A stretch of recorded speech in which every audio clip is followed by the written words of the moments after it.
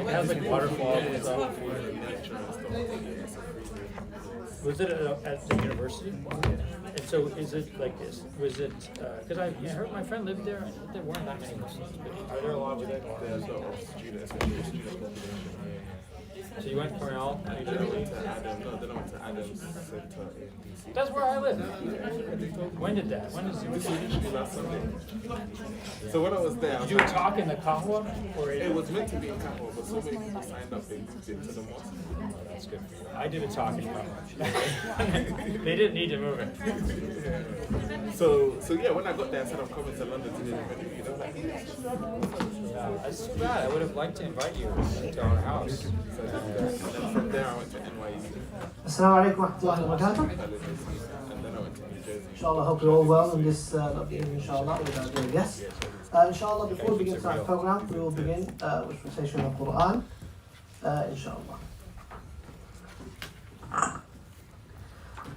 أعوذ بالله السميع العليم من الشيطان الرجيم بسم الله الرحمن الرحيم إنما المؤمنون إخوة فأصلحوا بين أخويكم واتقوا الله لعلكم ترحمون يا أيها الذين آمنوا لا يسخر قوم من قوم عسى أن يكونوا خيرا منهم ولا نساء من نساء عسى أن يكن خيرا منهن ولا تلمزوا أنفسكم ولا تنابزوا بالألقاب بئس الاسم الفسوق بعد الإيمان ومن لم يتب فأولئك هم الظالمون يا أيها الذين آمنوا اجتنبوا كثيرا من الظن إن بعض الظن إثم ولا تجسسوا ولا يغتب بعضكم بعضا أيحب أحدكم أن يأكل لحم أخيه ميتا فكرهتموه واتقوا الله إن الله تواب رحيم يا أيها الناس إنا خلقناكم من ذكر وأنثى وجعلناكم شعوبا وقبائل لتعارفوا إن أكرمكم عند الله أتقاكم إن الله عليم خبير. Allah subhanahu wa ta'ala, he says in the Quran, in Surah Al-Hujurat, that indeed the believers are but brothers, so make assessment between your brothers and fear Allah subhanahu wa ta'ala that you may receive mercy. Oh, you have believed, let not a people ridicule other people, perhaps they may be better than them. Nor let women ridicule other women, because perhaps they may be better than them. And do not insult one another, and do not call each other by nicknames. Indeed, wretched is the name of disobedience after one's faith. And whoever does not repent, then it is those who are the wrongdoers. O you have believed, avoid much negative assumption, because indeed some assumption is sinful. And do not spy and do not backbite each other. Would one of you like to eat the flesh of his brother when he has died? You detest it. And fear Allah, indeed Allah is a acceptor of repentance and merciful. O mankind, indeed we have created you from male and female. And we made you from peoples and tribes, so that you may know one another. Indeed, the most noble of you in sight of Allah is the most righteous of you. Indeed, Allah subhanahu wa ta'ala is knowing and acquainted. On behalf of Ustadh Islamic Society, I welcome all of you, my dear brothers and sisters, from all tribes and from all peoples, to this blessed night, to tonight's talk here with our esteemed guests, who I hope, inshallah, will be leaving you not only with knowledge this evening, but with hope. And I'd like to introduce first our guest, Habib Akamde, who was born in London, England, and graduated from Kingston University with a first class honours degree in business and film studies. After his graduation, Habib travelled to Egypt, where he studied Islamic studies, He studied Arabic, Islamic law, and Islamic history at Al-Azhar University, which is a very prestigious university in Egypt and internationally for Muslims across the world. Next, I welcome to this team Professor Jonathan A.C. Brown, who is Associate Professor and Chair of Islamic Civilization at Georgetown University in America. He is the Editor-in-Chief of the Oxford Encyclopedia of Islam and Law, and the author of several books, including Misquoting Muhammad, The Challenges and Choices of Interpreting the Prophet's Legacy. And a reminder, if you're not already aware, that he's also published a new book, Islam and Blackness, which will also be on sale today outside the hall, inshallah, on the way out. Last but not least, our dear Ustadh Mustafa Briggs, who seems in last November loved us so much that he's come back for seconds.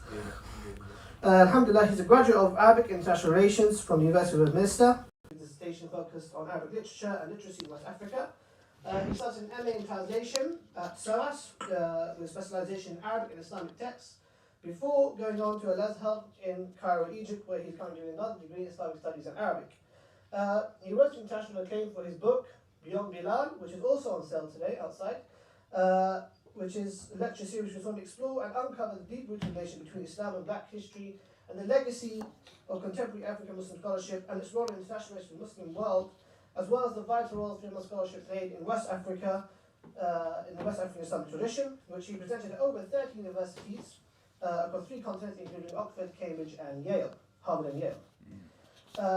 Mustafa has also been featured on international media such as Al Jazeera and Islam Channel to discuss themes such as Islamic history and Blackness in Islam, and is also currently working on forthcoming translation of traditional West African Islamic texts. Inshallah, I'll now hand over to our dear guest Habib to take over the rest of the evening, so please do sit back and enjoy, and thank you very much. Bismillahirrahmanirrahim. Alhamdulillah, wassalatu wassalamu ala rasulillah. Assalamu alaikum. Assalamu alaikum. Wa alaikum salam. Some energy. Wa alaikum salam.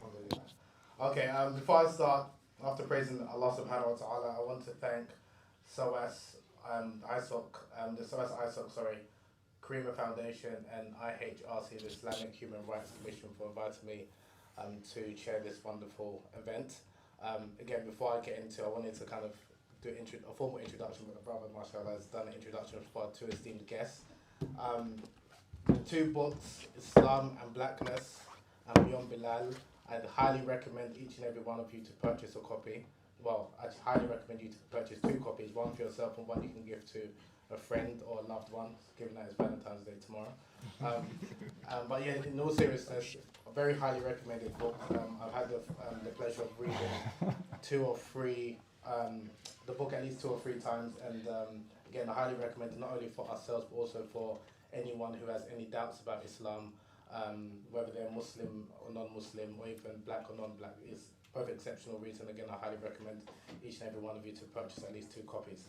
But after that spiel, I kind of want to try and make this a bit more interactive. So rather than our 2 esteemed guests giving formal presentations, I want to ask a couple of questions for maybe like about half an hour to 45 minutes, and then we'll have a Q&A. But if anyone wants to ask a question, again, when we get to the Q&A, you can formally raise your hand. Alternatively, we've got a QR code, which is it going to go up? Yeah, it's going to go up. Okay, it's going to go up shortly, and then obviously you can add or send your questions via the Q&A. But before we get into that, do you mind, I want to ask each of the authors if you can read a short excerpt from your book, and then I'll start asking some questions if that's okay. So we'll start with age before beauty. So Professor Brown. Can we go with beauty before age? That might be a better. Or beauty before age. Yeah, 'cause whichever age one. needs to find section.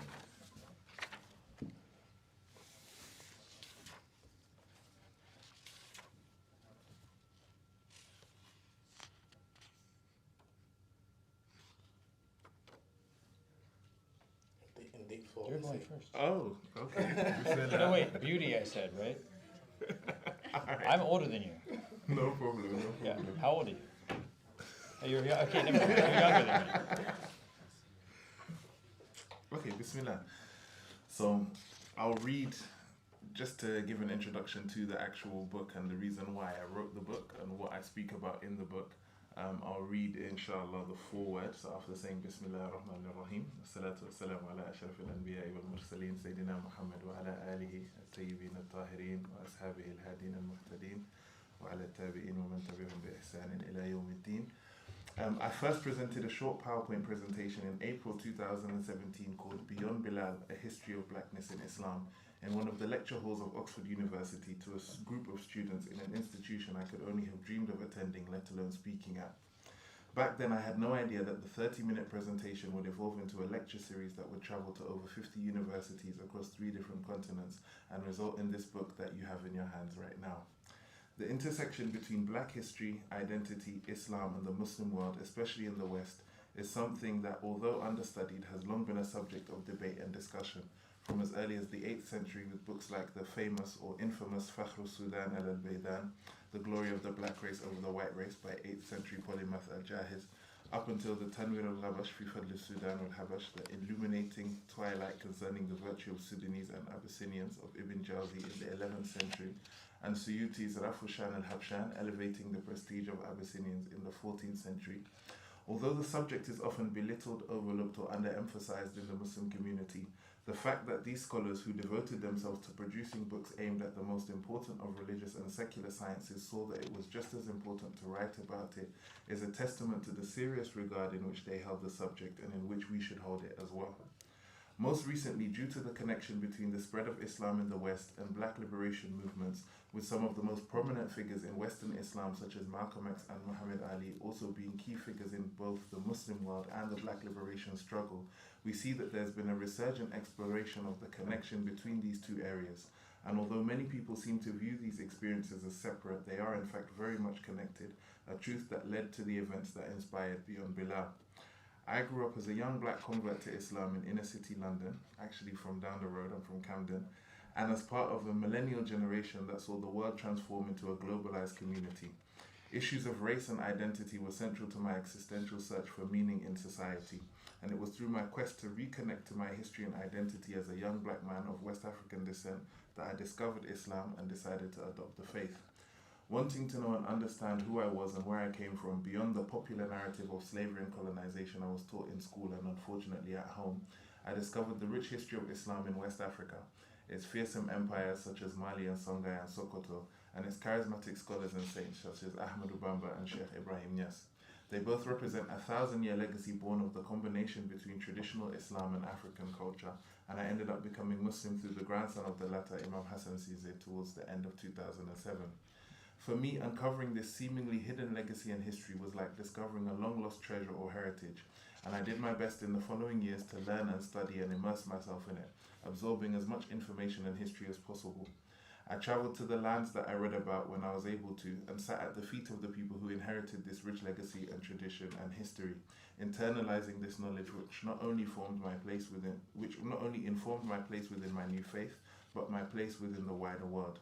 Then in October 2016, the Black and Muslim in Britain YouTube project was launched in an attempt to address the lack of faith representation during Black History Month in the UK, which consisted of black Muslims relating anecdotes and voicing their opinions and experiences of being black and Muslim.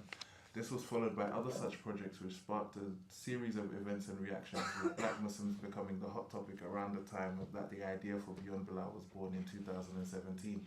This period also saw the global rise of the Black Lives Matter movement, which led black Muslims to start wondering at what their faith's answer was to the global questions surrounding their existence and identity. Should I stop or should I continue? I think that's it's a enough bit for long, now. yeah? That was a good You get the idea, inshallah. Go on. Professor Brown. Yeah, I feel like it's the whole getting you to do a reading thing. It's kind of, you feel bad if you read too much, but then like if you read too little, it doesn't make sense. Yeah, exactly. It's a catch-22 or whatever. Not a catch-22. It's whatever. It's a difficult situation. But inshallah, we'll encourage everyone to purchase Yeah. the books and then, they can read it in their own time, huh? So I'm just going to read the section called The Argument of This Book. Okay, well, feels weird saying this. Bismillah ar-Rahman ar-Rahim. So that, not because like this book is so great, but just beginning what I'm doing. Though a contested concept, anti-blackness is most succinctly understood as racism directed against people of sub-Saharan African descent. Stereotypes about real or imagined black Africans are nearly as old as historical records. From ancient Rome to medieval China, however, these stereotypes rarely stood out markedly in societies that were often cosmopolitan and where skin color played a less important role than other markers of identity. The notion that the rights and standing of people racialized as Black African were determined by that racialization became pervasive only in the early modern period, with the rise of the Atlantic slave trade and Europe's powerful colonial states. The understanding of race and blackness that formed in the West, particularly in the United States, have profoundly shaped global discourse. They have forced a dualistic template of black and white onto social terrains from Mali to Karachi, which are often too dissimilar or complex for such a binary. They have bound Black Africanness and slavery in an essential relationship when the link between the two has often been incidental. And they continue to insist that, quote, black as a mundane color descriptor cannot be separated from, quote, black as a negative metaphor when no such essential relationship exists. Not everyone everywhere, and particularly not speakers of African languages south of the Sahara, has collapsed blackness as skin tone and blackness as metaphor. Neither has aesthetic preference, always entitled judgments of human worth. Not all descriptions of color is prescription of value. In the West, Islam and Muslims have been particularly singled out as anti-black, an accusation emanating from a centuries-old Western stereotype of Muslims as slavers, as well as from contemporary American conservative cultural and political agendas. Anti-blackness is rampant in much of the Muslim world, from North Africa to South Asia. It causes real pain that goes unrecognized, but it does not originate in Islam's scriptures or in its system of law and ethics. Islamic civilization inherited stereotypes about Black Africans from the Greco-Roman conviction that climate shaped both body and personality, and from the Judeo-Christian lore about Africans being cursed with blackness and enslavement.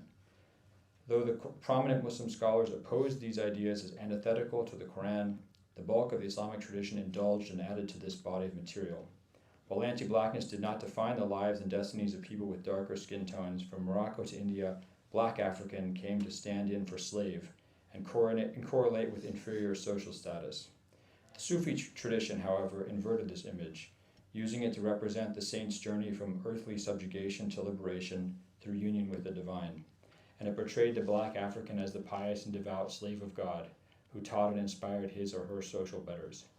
In Islamic law, particularly norms around marriage, when the correlation of blackness with low status and undesirability was recognized, it was as a social reality that law had to manage, not as a norm for it to protect.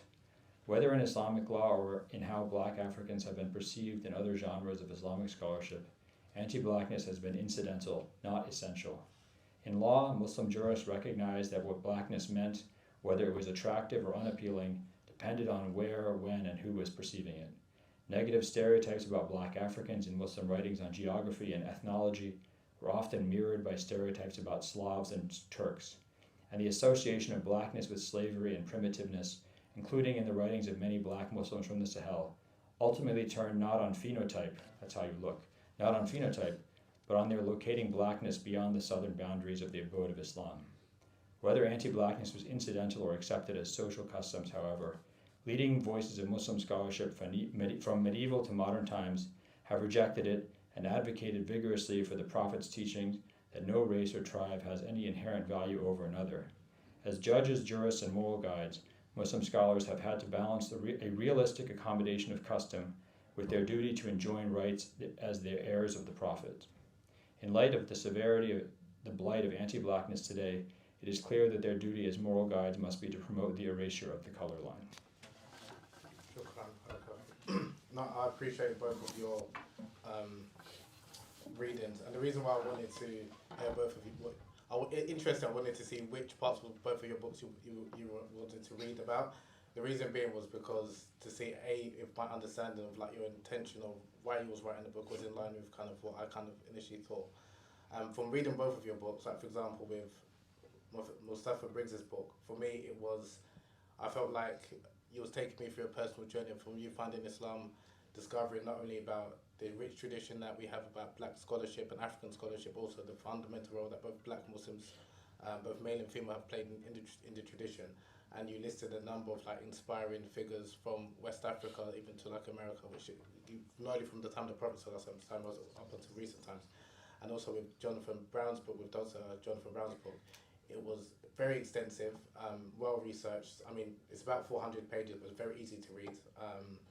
And I like the way you was challenging okay, we've got this perception that Islam is anti-black, which some people, some critics of Islam have, whether they are black Orientalists or Pan-Africanists, and also some Muslims who may have some doubts that is the religion anti-black because of what they've heard or seen from some Muslims, even some respected Muslim scholars or intellectuals. So where you skillfully was addressing, okay, is the first, let's answer this question, is Islam anti-black? By looking at the Islamic legal tradition, it's particularly looking at the Maliki Maliki madhab, some writers from Sufi saints, as well as some other Muslim contemporary and ancient scholars have said in relation to blackness. So they're both exceptional reads for different reasons, but they both deal with the topic of blackness and Islam. And funny enough, just before coming here, someone messaged me and was like, why are you attending an event about blackness and Islam with a non-black person speaking, as if a white person shouldn't be able to speak about race? And I think it's important that this is addressed. This book is phenomenal, both of the books, but particularly Islam and Blackness, from an academic perspective. And this idea that only black people or people of African descent can speak about race, I don't agree with that. And even within our Islamic tradition, we have great scholars such as Ibn al-Jawzi, who was not black, who wrote this phenomenal book called Tanwir al-Ghabash fi Fadli Sudan wal-Habash, which is roughly translated as Illuminating the Darkness regarding the virtues of black people and Abyssinians, like modern day people from the Horn of Africa. And you had Imam al-Suyuti as well, who also wrote a book speaking about the virtues of black people, because anti-blackness has been an issue from the time of the Prophet, peace be upon him, up until recent times. So as Muslims, although we like to act like anti-black or racism doesn't exist, it does exist. But fortunately, we did have scholars of the past and today who are sitting with us, which kind of address this issue, not only to kind of address that Islam is not an anti-black religion, but also to uplift and enlighten us about some great people of African descent who've contributed to not only world civilization, but Islamic history. My question I have for both of you is, what are the key takeaways that you'd like people to take from reading your book? Go ahead. No, I started the last question. You can just Yeah. I assume the person was talking about me, the one who asked the... No, the person asked, Yeah, yeah, I the just person, wanna yeah, check. of course. Yeah, I don't know. That's I hear that a lot. I don't know. So, just to say why I wrote this book, it wasn't like I woke up one day, I was like, I want to write about blackness. Because this is not something I ever thought about, right? People ask me, actually I wrote a book on Islam and slavery, and people were like, oh, you should write a book about Islam and race. I said, I'm not crazy. I'm not going to, what do you think, I'm nuts? But then during 2020, in the summer of 2020, there was this debate on this Research Africa academic listserv. And there's there were professors, actually like professors, with academic positions, making the argument that Islam is, not that Muslims are racist, right? That Islam at its scriptural core, the Quran and the Sunnah of the Prophet, is anti-black. So I wasn't on this listserv, I was like in the summertime, I was doing whatever. And people kept sending me emails, like, can you, someone's saying this, do you know about this hadith? What about this hadith? What about this Quranic verse? So I was like, okay, I'll look into it. And I finally eventually started researching this stuff. And then in order to answer one question, I had to answer another question, look at this, look at that. And so eventually it just piled up into a book. But it came out of people asking me questions about these accusations about Islam as a religion. So that's why the book exists. I think that I guess the argument I'd want someone to take away is that no, Islam's not anti-black. That's one thing, Let's put that aside. I think the other thing that there are two issues I think that I would really, maybe three. I'll try to be quick with them. Three issues I would like people to think about. But one is that so many questions about things like, think about this. Why do we call white people white?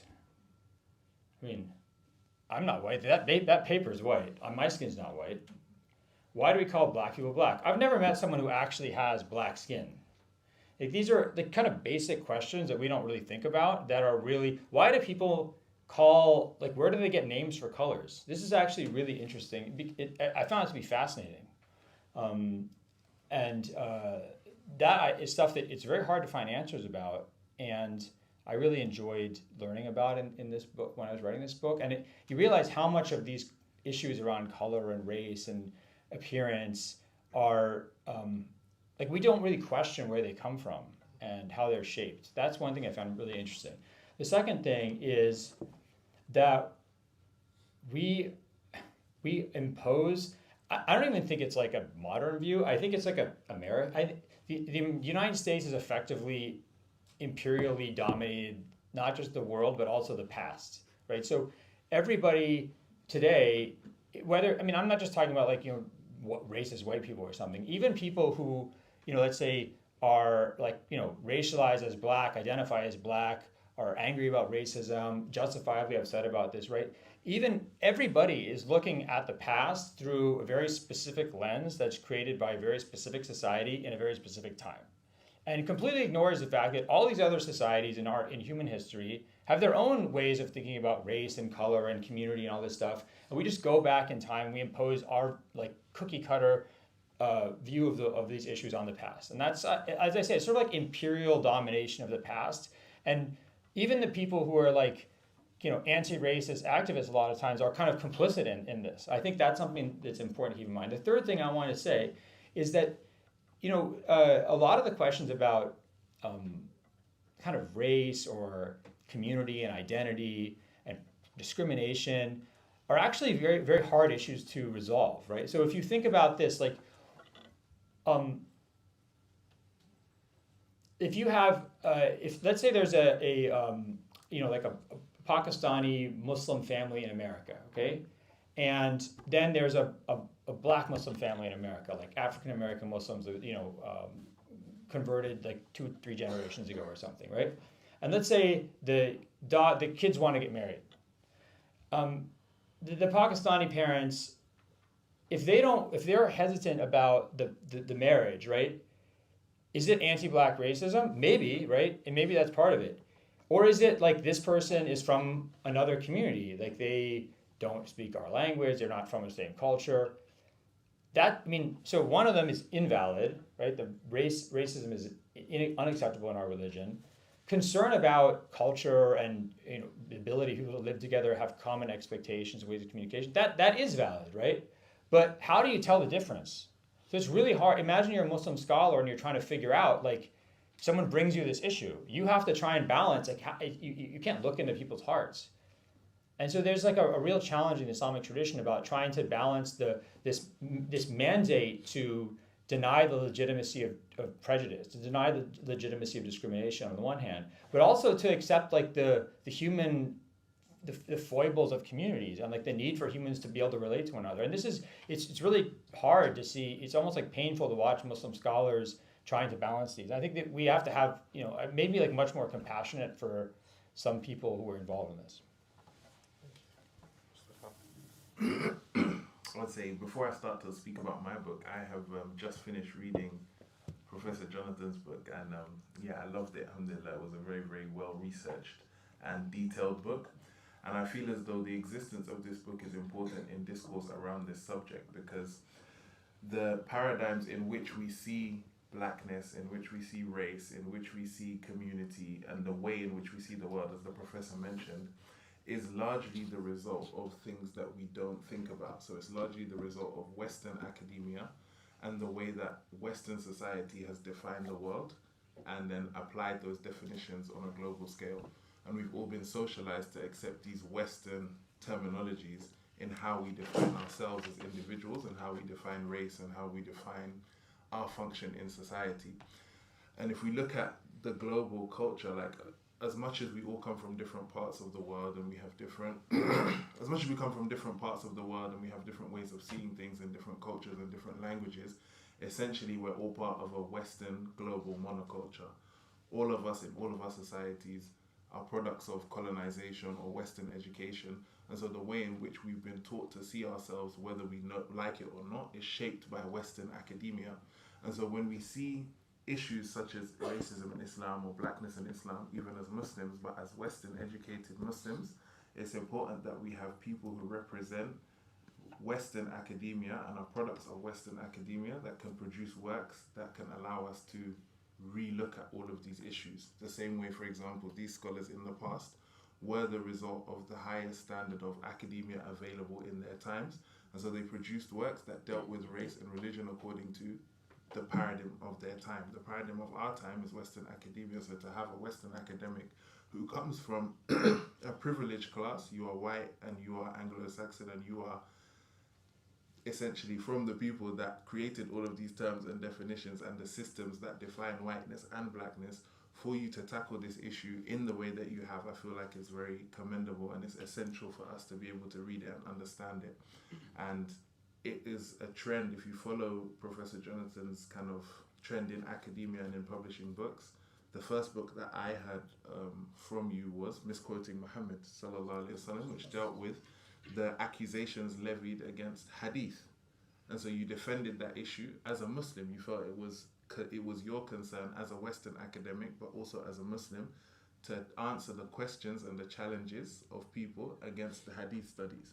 And then when the question came to slavery, you also felt it was your responsibility as a Muslim to defend Islam and to defend the teachings of the Prophet ﷺ against the accusations levied against Islam via slavery.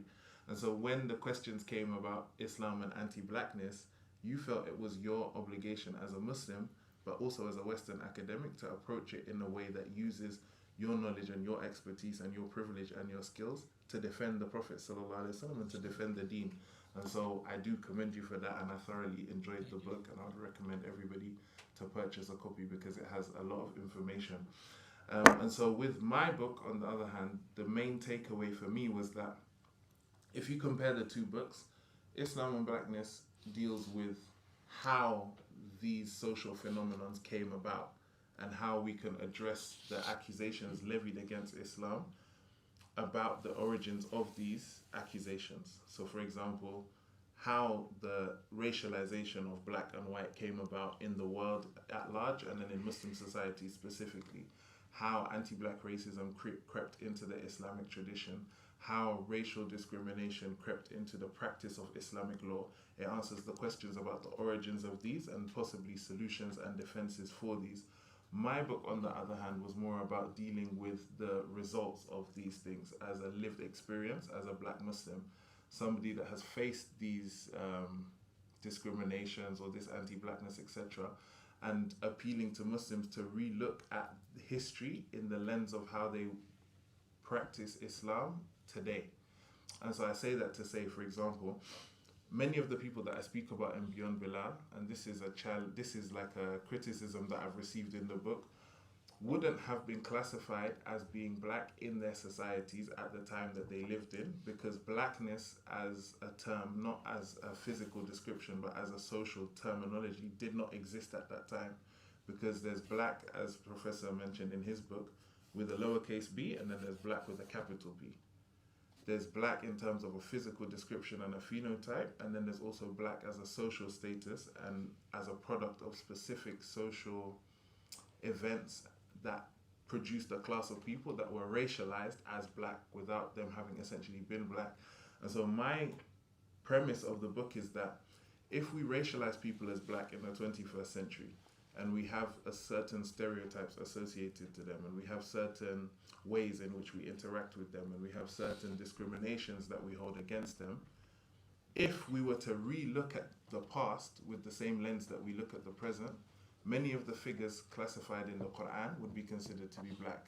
Many of the figures around the Prophet ﷺ would be considered to be black. Many of the amazing nations and states that contributed to the development of Islam as we know it today were established by black people. And so then how would we now look at the way in which we interact with our own history and our own identity as Muslims if we still have inherent anti-blackness and discrimination within our practice of Islam?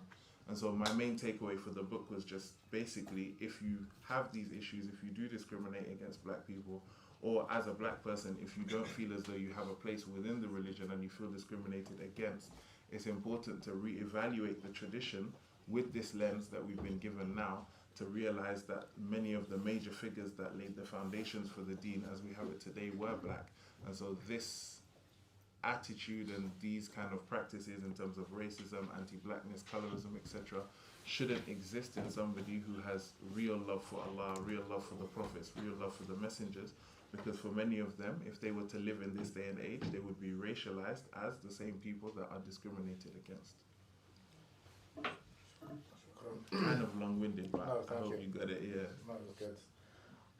My next question is, you've kind of both answered it in both of your previous questions, but if you can kind of expand on, what would you say was the source or sources for anti-black racism amongst Muslims in history? I'll pass that to the professor because he explained it really well in the book. Really? Sure. I mean, I feel bad. Because like half your answer, you were talking about saying how good my book was. So I felt like, oh man, I'm so guilty. I mean, I also read his book, by the way, which I really enjoyed. And I had a copy, but I gave it away. So I have to get another copy. Okay. So it's interesting. Like the sources are,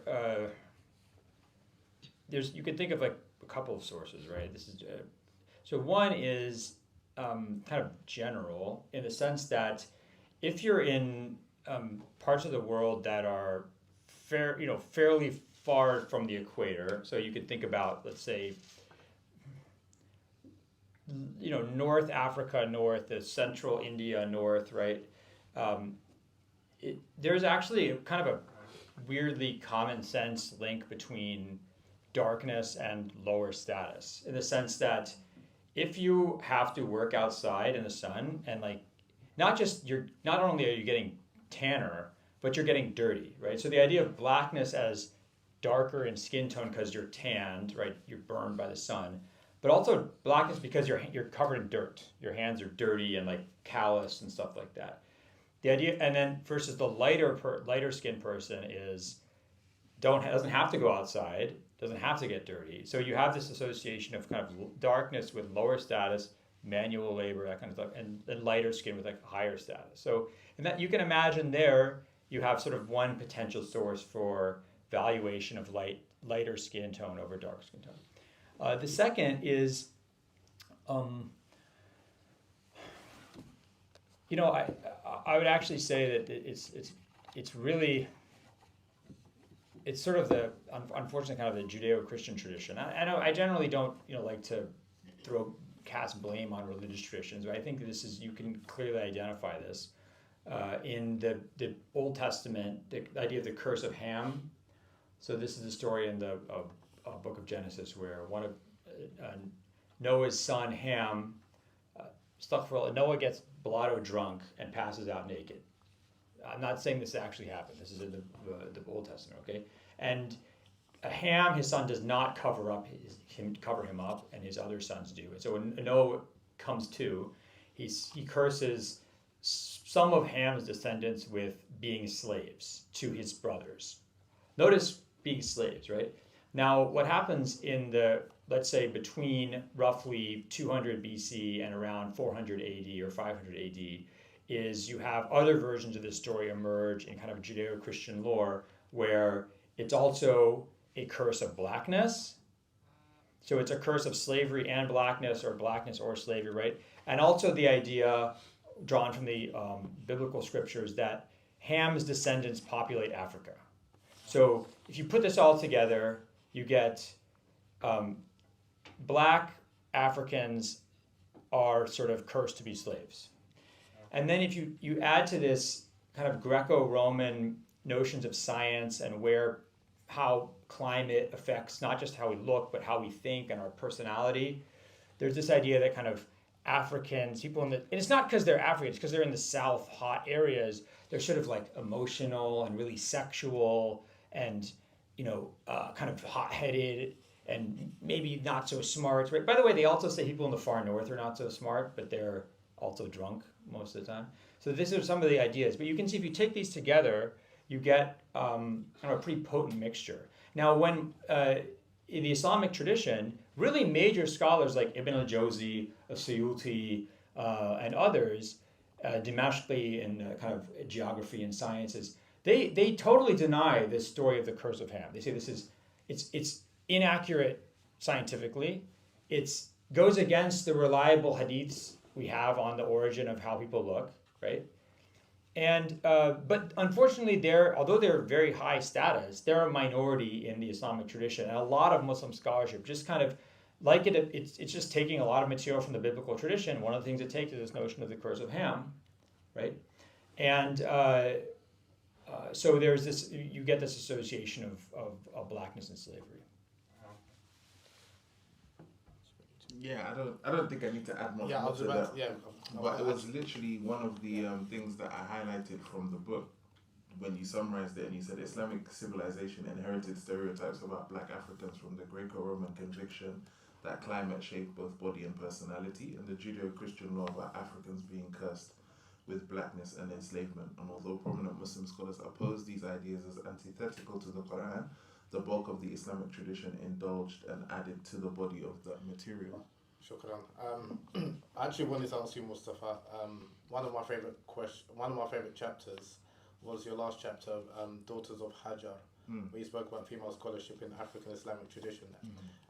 Reason being is because I think one thing, even in my book, I kind of overlooked, which people kind of criticise me for, rightly so, is as much as we speak about the contribution of black people, it's always black men.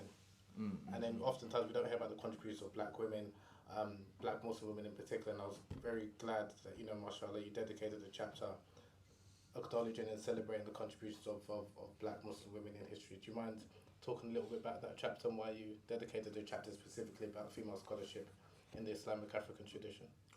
Okay, yeah. Personally, one of the main reasons was during the presentation that I gave about Beyond Bilal. I grew up seeing representations of, and I took a large portion of my Islam from female West African scholars. So as much as, I mentioned I came into Islam through Sheikh Hassan Cisse, it was his niece, Aisha Cisse, who lives here in the UK, that taught me how to read and write the Quran. And I memorized the last juz with her. So like my Quranic education and my Arabic education began with her. And when I got to know her family, I realized that all of her mother and all of her aunts had memorized the Quran and were scholars. Her father's side, same thing. Her grandmother had memorized the Quran and was a scholar. She studied the Arba'in and Nawawi and memorized them along with her brothers. And she was known as somebody of knowledge. And it goes back generations and generations. Her grandmother was the daughter of Sheikh Ibrahim Yas. And he had over 40 daughters that all memorized the Quran. And they all became scholars in their own right and wrote books and started organizations and built masajid and were very, very active. And whenever I would go to Senegal, I would visit them, I would spend time with them, I would study with them, and they were accorded the exact same status and respect as the male scholars were. And that was just how society functioned. The same way you'd visit a son of Sheikh Ibrahim and learn from him and seek blessings from him is the same way you would do so for a daughter. The only difference became in things like leading salah, for example. Women don't lead salah because of fiqh and all of those kind of things. But other than that, there wasn't really that distinction between male and female figures of authority. And so that was something I grew up seeing, but then I never really saw replicated in a lot of other religious manifestations of the Muslim community. And it was something that is severely lacking in the West as well. We don't really see female scholars in the same way we see male scholars. There are not as many female sheikhas and teachers who are as prominent as the male figures for many different cultural reasons. And so I wanted to highlight that to show that not only was there a history of that in West Africa that wasn't being spoken about and wasn't known, but also that it has deep relations to the female scholarship tradition in Islam anyway. The Quran as we know it came to us through a woman, because after the Quran was compiled by Sayyidina Abu Bakr and Sayyidina Umar, they entrusted it with Sayyidah Hafsa, the wife of the Prophet ﷺ. And so when Sayyidina Uthman started to produce his copies of the Quran and send them out to the Muslim world, he did so from the copy that he took from Hafsa. When we speak about hadith and Sharia, 25% of the Sharia comes from Aisha radiallahu anha, who was a female scholar. And when we look at some of our greatest scholars, such as Imam al-Shafi'i, his main teacher, even though he had hundreds of teachers, including Imam Malik, the teacher that he loved and respected the most, and the teacher who sponsored his education when he was in Egypt, was Sayyidah Nafisa, who was a great-granddaughter of the Prophet ﷺ. And he respected her to the point that when he passed away, he wrote in his will that he wanted his body to be taken to her so that she could make dua for him before he was buried. And then even before all of that, Mecca, the city that we face 5 times a day towards to pray, the city that we have to visit at least once in our lifetime, the city that when we go there and we perform Hajj, we run in between Safa and Marwa. We do all of these things because of a woman. Zamzam was discovered by a woman. The first inhabitant of Mecca was a woman, and she was the one that established the city and made the city into a city. And not only was she a woman, but we know that she was an African woman and she was a black woman. So all of these things kind of intersect. And my reasoning and my proof for the blackness of Hajar, because a lot of people challenged me on that, was that if we go to the Sirah of Ibn Hisham, which is one of the earliest biographies of the Prophet ﷺ, the Prophet ﷺ is very specific when he speaks to his companions, and he tells them a day will come when you will enter Egypt.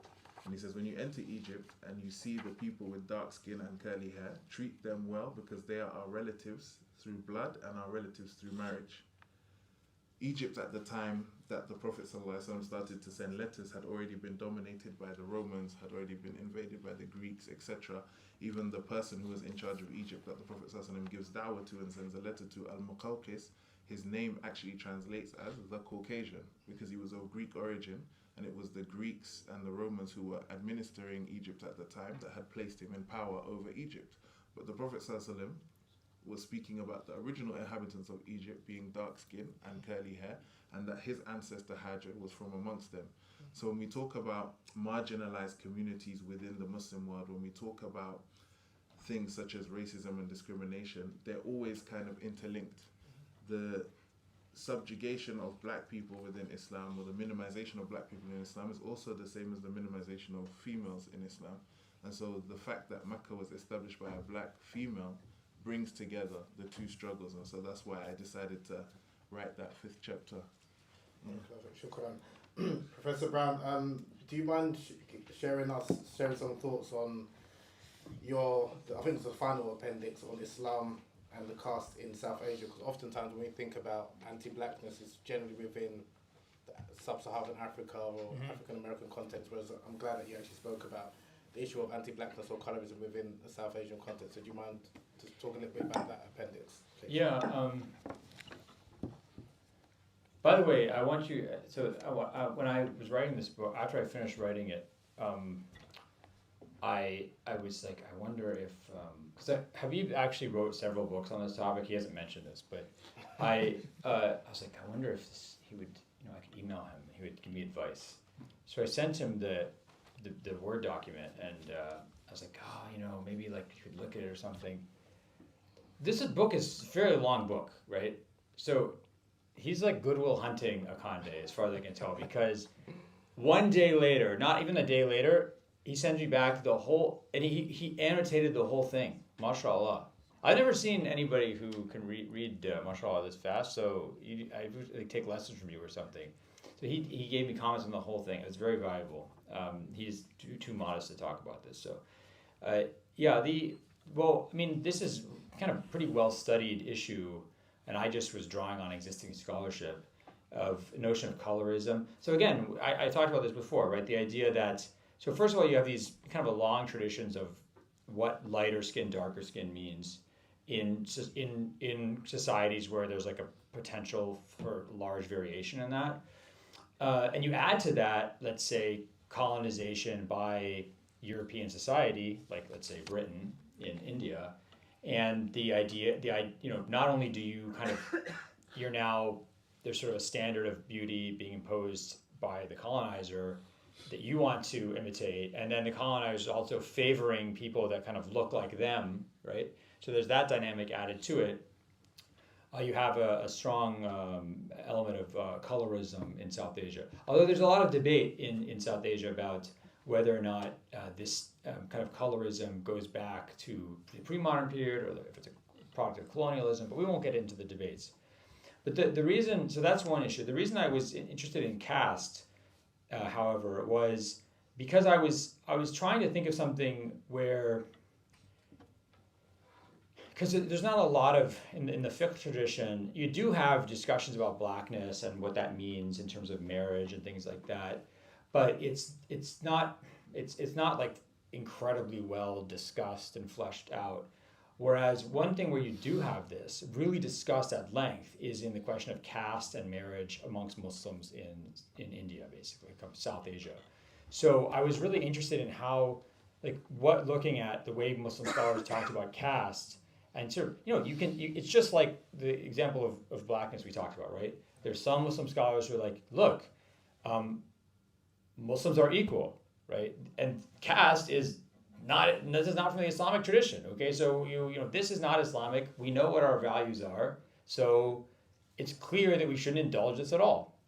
On the other hand, Muslim scholars say, probably the majority of South Asian Muslim scholars say, okay, but one, we're part of the rules around Islamic laws of marriage is that we're supposed to respect custom, right? We're supposed to respect custom.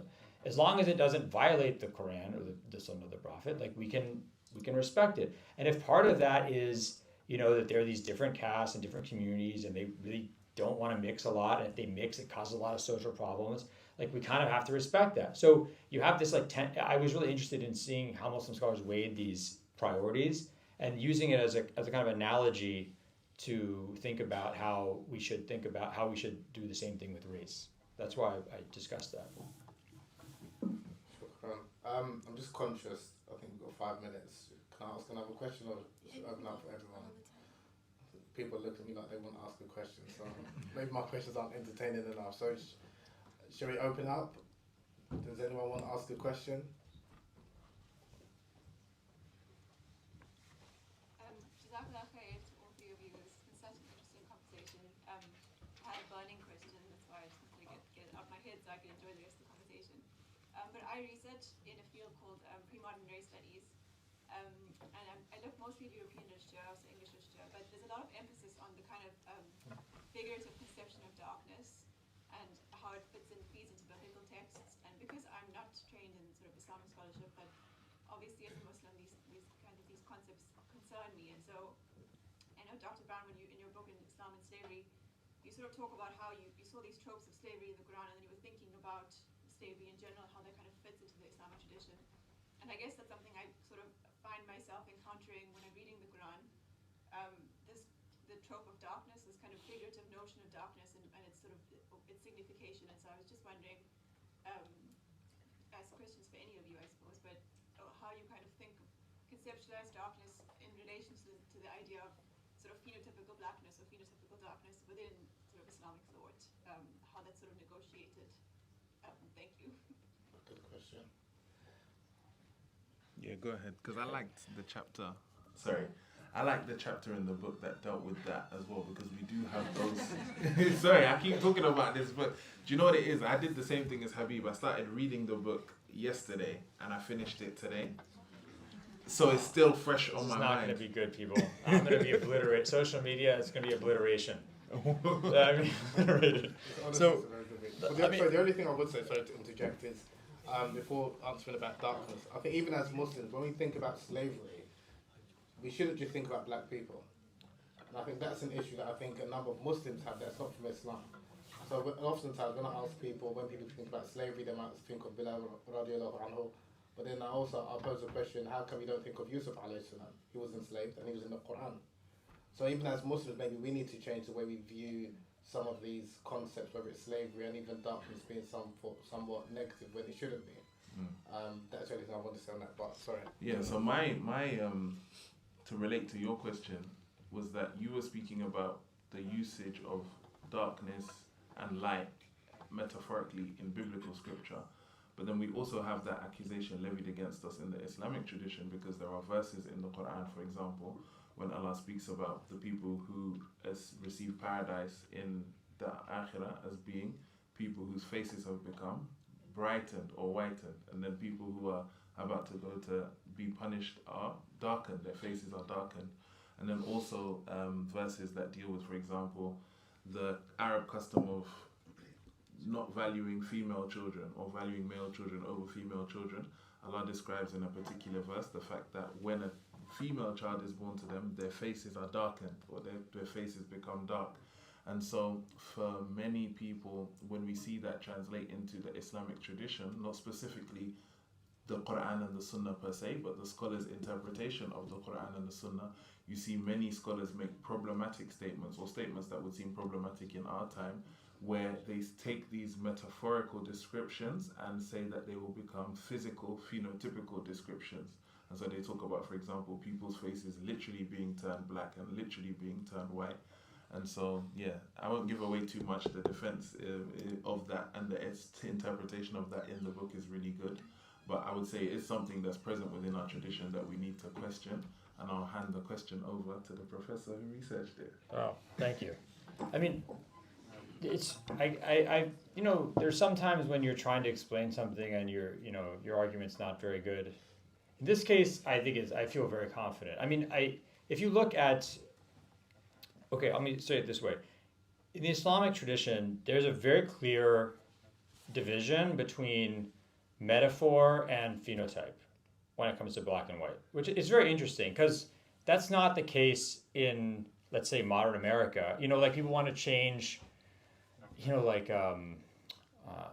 Blacklist or something. They want to like take away, there's this constant melding, inability to distinguish between metaphor and race in our society, right? But I'm not going to criticize that or say what's right or wrong, right? But the point is, in the Islamic scholarly tradition, there's a very clear distinction.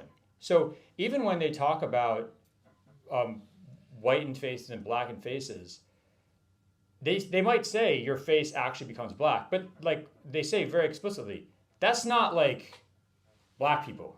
This is otherworldly. This is otherworldly. This isn't like in our world, right? So this is very explicit. Either they say it's metaphoric, or if it's actually physical, then it's something completely different from this universe. Right? The second thing, and what's very interesting, is if you look at, let's say, black African scholars like Abdallah Danfodio or Sheikh Ibrahim Niasse or Sheikh Dem in Senegal, they come to these verses, they don't go in like, oh my God, like, yeah, but it's they just say, oh yeah, it's the same thing everyone else said. Black means you've been ignoble, you've been denigrated, lowly. White means you're proud and noble. And the reason they do this is because in early Islamic Arabic and pre-Islamic Arabic, you don't see the division of, if we're going to talk about skin color and people's appearances, you don't have black-white binary, right? So in early pre-Islamic Arabic and early Islamic Arabic, black and white, if you're using that binary, this is a metaphoric binary. So if you're white of face, that means you're noble. If you're black of face, it means you're ignoble, right? If you want to talk about how people look, if you have a binary, it's black and red. So, and there's a debate, by the way, about whether or not Arabs are in the black or the red group. So, black and red. The other way is a tripartite division of black, red, and white. So, when Muslim scholars are presented by the black-white binary, if they go back to their own linguistic tradition and like Hadith and Quran and early Islamic Arabic dictionaries, black-white is, this is metaphorical. This is in contrast, by the way, and again, I hate doing this, but it's true. The early Christian tradition is very different. There is an immediate and very intense kind of perforation or blending of black as phenotype and black as metaphor. And you go back to the writings of the church fathers, John Chrysostom, Augustine, etc., you'll see the idea of the devil is the black one. And there's a story in the Acts of the Apostles in the New Testament about the washing of the Ethiopian. An Ethiopian guy comes to become Christian, he gets baptized. And when he's baptized, he is brightened, he is whitened, he looks different. And then if you look at like medieval European prints and illustrations of this, he comes out looking like, those like angel babies, like cherubs. He looks like a little Gerber baby, like the Gerber baby. He comes out like he looks like a white guy. He looks like me. So in the early Christian tradition, this persists. There's a very quick blending of metaphor and phenotype, to the point that they're inextricable after that. Whereas in the Islamic tradition, they really stay apart. And sometimes they cross over a little bit, but there's like a very consistent separation between the two. Yeah. Can I add to that? I wanted to just add as well, with regards to the tripartite classification of race that was used by the Arabs, it's interesting to see that for Arabs, the way that they use the term white in the Arabic language has been translated into our languages as if it's the equivalent of how we use white today, when that wasn't the case. So when we look at, for example, the Prophet ﷺ in a hadith saying he was sent to the black and the red, for many people who explain this hadith, they said the blacks included Africans and Arabs, and then the red were Europeans, because they were familiar with the Roman Empire. They were familiar with people who lived in these European regions, Eastern European regions, etc., that were all part of the territories of the Romans. And so when they described Romans who would have been closer to, even darker than, but closer to what we consider Anglo-Saxon white today, they weren't described as white by Arabs, they were described as Ahmar, red. When they spoke about Persians who had a lighter skin tone than the Arabs, they didn't describe them as white, they described them as Asfar, yellow. And then when they spoke about people within their own region, who would include people who had interacted with East Africans, etc., they would be described as Abiyad or Aswad. But that bayad, that lightness, was seen as a completely different color from what we describe as white. But then when we translate Abiyad into English, we use white and we associate it with European whiteness, when that wasn't how the Arabs thought of being white in the first place. It's like if we go to certain parts of Africa, for example, people that are mixed race would be described as being white.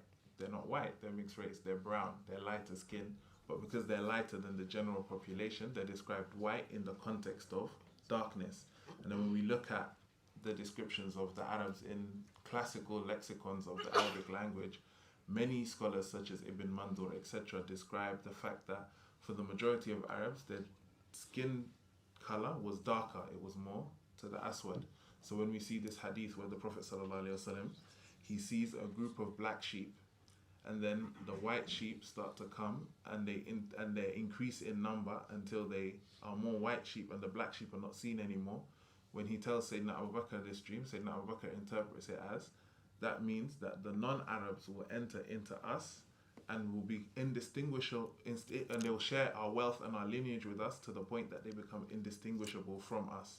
And the Sahaba were like, so will the non-Arabs really come in and mix with us to that level? And then when you see the context of the Futuhat, like when the Muslims from the Arabian Peninsula expand into the former territories of the Eastern Roman Empire and Persia, we start to see that happen. Many of the people that we classify as Arab today or Middle Eastern today are of Levantine descent or Phoenician descent or Eastern Roman descent, because the capital of the Eastern Roman Empire was Constantinople in Turkey, or Damascus before that in Syria.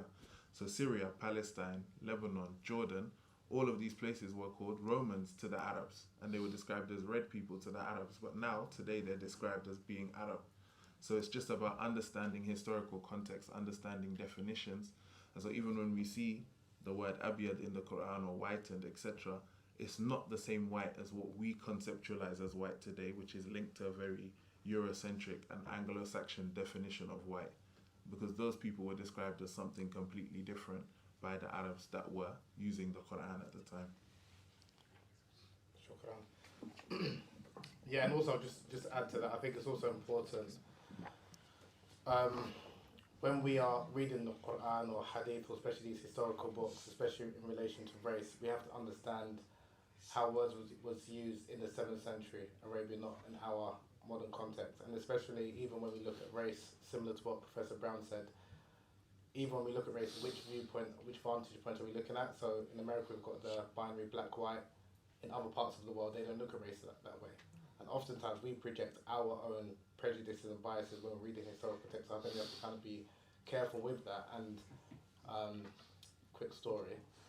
When I was studying in Egypt, I remember when I was, one of my tutors, he was teaching me pre-Islamic poetry, and he was talking about how the way the Arabs used to praise women. And they used to describe the women like a baqara, like a cow. And I was like, that's offensive. He said, no, that's beautiful. He said, no, she's a cow. I was like, okay, that's offensive. How can you call a woman a cow? Because again, from a British context, to call a woman a cow, she's probably going to attack you. Then he was explaining, he said, okay, wait, just think with me. I was like, okay. Imagine you're in the desert, okay? You're sitting down, there's not much going around, and then you envision that you see a cow. And how a cow's turned around and it's walking slowly. Look at the gait of a cow. Now picture a voluptuous woman. Oh, I got it. Do you understand the context? So for them, in that case, it's actually the link of a cow to a woman in that context is actually a praiseworthy thing. But if you're taking it from a modern day Western, European or British context, you automatically assume it's a negative. And so Maybe that's an inappropriate story, but I thought I'd share it. Anyway, next question. Just two quick comments on the cow issue. Yeah. Bakar washi in Arabic, it's like a deer, more like a deer. So, yeah. But then, like, maha is a name. The guy told my students that maha means water buffalo. Water buffalo is even worse than cow, right? You call a woman a water buffalo, I imagine that's like another level of bad, right? But then, and I have a picture to prove this, they do have very beautiful eyes. So the idea is a water buffalo has a very beautiful eyes, so that's what you're actually complimenting them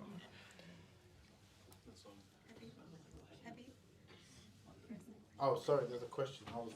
Oh, wow. Sorry. I didn't even see those. Do you think there will be a book for other population, i.e. Vikings, Chinese, Koreans, what's SEAs? Oh, sorry, Southeast Asians. Does someone, Professor Brown, do you want to answer that? So do you think there will be for book, I'm assuming someone's asking, do you think there will be a similar book? I doubt it. Oh, I mean, I don't think, I mean, there's not a lot of like anti-white races. I mean, I don't, like, you know, I've never seen like a tall blonde Norwegian person getting discriminated against, but I'm not sure. Maybe it happens, I don't know. I mean, yeah, I don't think, but it is interesting because, so I was just looking at my hands during this talk. You know what's really entertaining is just like looking at my skin color change. It's like my skin color is not, this is not white. I don't know what this is. My hands are currently like some kind of purple or pink. So my point about this is, imagine you're like so the Roman word, who came up with the idea of calling people white? The Romans. Okay, so white in Rome, albus, means basically like Mediterranean, Araby look. So that's why when Arabs say white, they mean someone who's kind of like got a Mediterranean type look. And that's actually shared with Latin. When Romans talked about people who look like, whose hands are like mine or look like me, they say pallidus. They would say pallidus. It means pallid or candidus. That's not white. I'm not white. I'm another thing. And if you come across, imagine you're an Arab, you've been hanging out in the Mediterranean with Persians and, you know, Coptic Christians, everyone's got like really good tan, they've got great hair, et cetera, et cetera. They're like, you know, you go to Ireland. Imagine you're like, holy moly. What are you gonna call people? They call them blue, they call them red, because their hair is scraggly and, you know, ugly. They're really kind of grotesque. So I think it's interesting to think about, like, there was a time when people who were whatever white, Northern European, they were kind of weird looking to other people in the world. Can you take the next question? Because there's going to be more questions. So Next question. Yeah, this question is for you. Could you elaborate on what color the skin of the noble Prophet ﷺ was? There are a lot of seeming contradictions in the narrations. So the main narrations that we see, if we study the Shama'il, and this was a book that, alhamdulillah, I just finished restudying recently, so it's still fresh in my mind. The most popular descriptions of the Prophet ﷺ use the word abiyad, which I explained earlier was not the white that we know today, but it definitely wasn't dark, which was Adam or Aswad.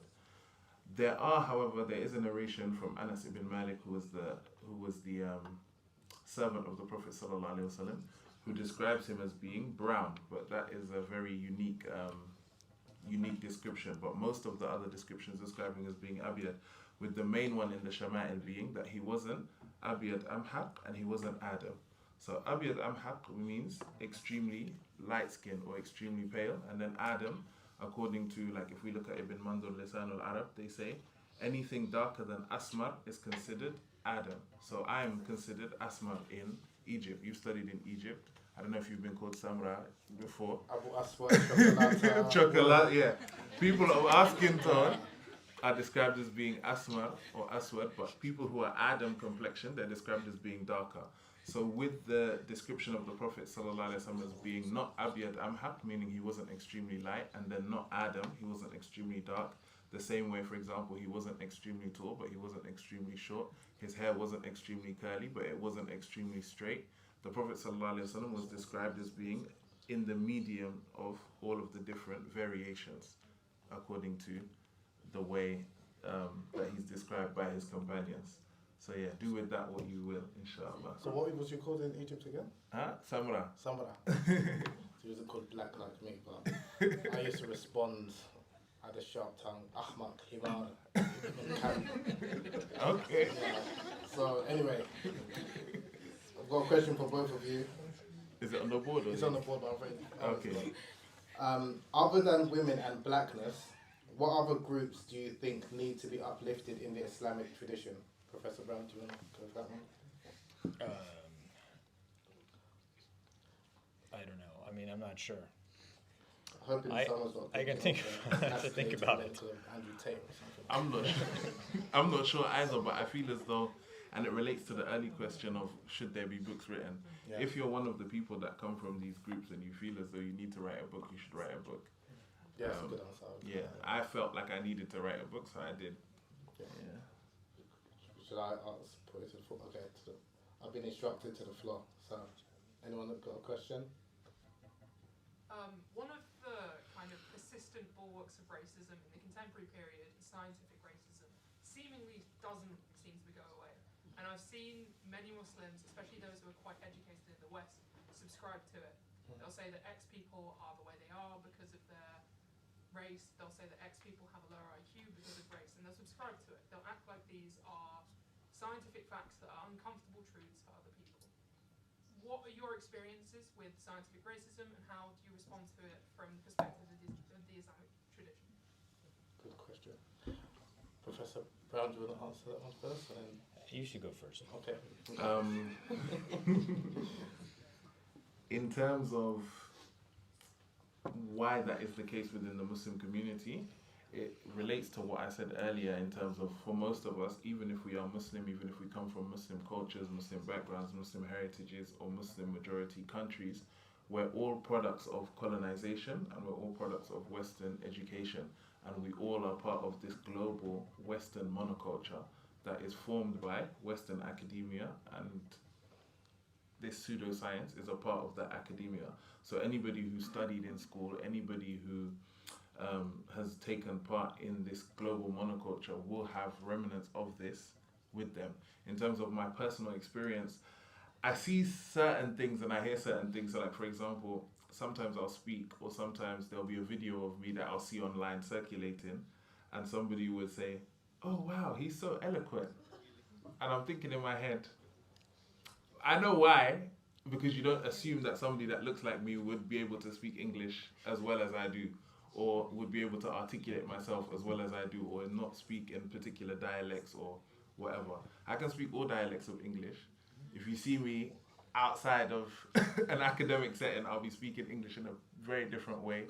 If you see me at home, for example, I come from an ethnic group called the Creole, who are descended from liberated Africans who returned to Africa after the slave trade.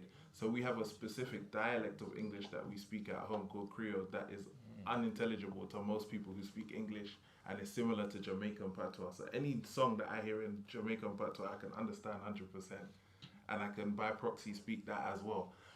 But I say all of this to say, you do see the remnants of it in thought, but I feel like that's all the product of Western education, essentially.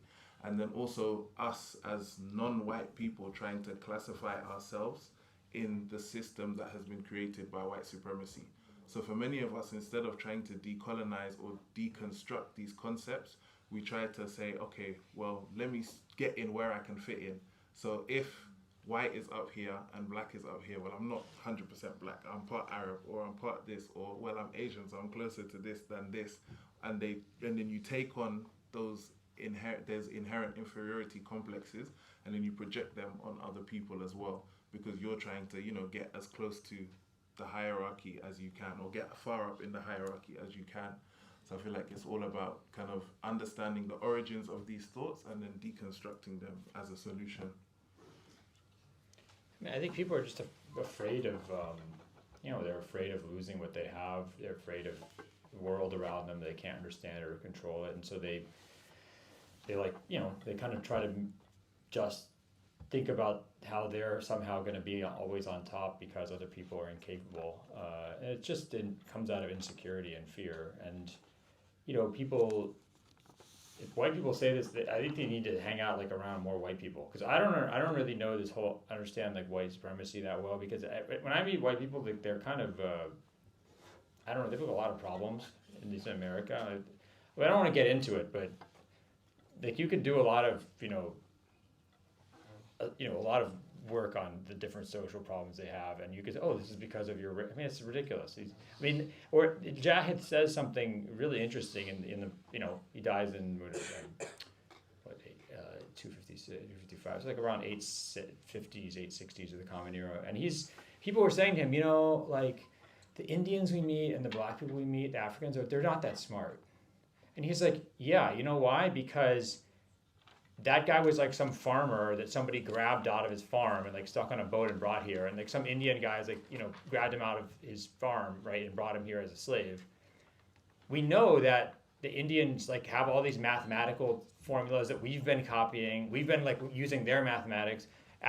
He'll talk about, for example, the eloquence of Ethiopians. We know about all these like things that we respect the Ethiopians for, but you're not thinking about that. You're just thinking about the people that you happen to interact with here, who are, surprise, not some super well educated Indian or super well educated Ethiopian who ends up here, right? So a lot of these assessments are based on taking people who've been like victimized or have their identity obliterated, or like multi-generation for like 2 centuries have every chance at having a family or any stability obliterated, education obliterated, and then you're like, what's wrong with you? Like, why aren't you smart like me? I mean, so the answers to this I think are well known, and it's the fact that people don't accept it, I think, is just because they're deep down very insecure.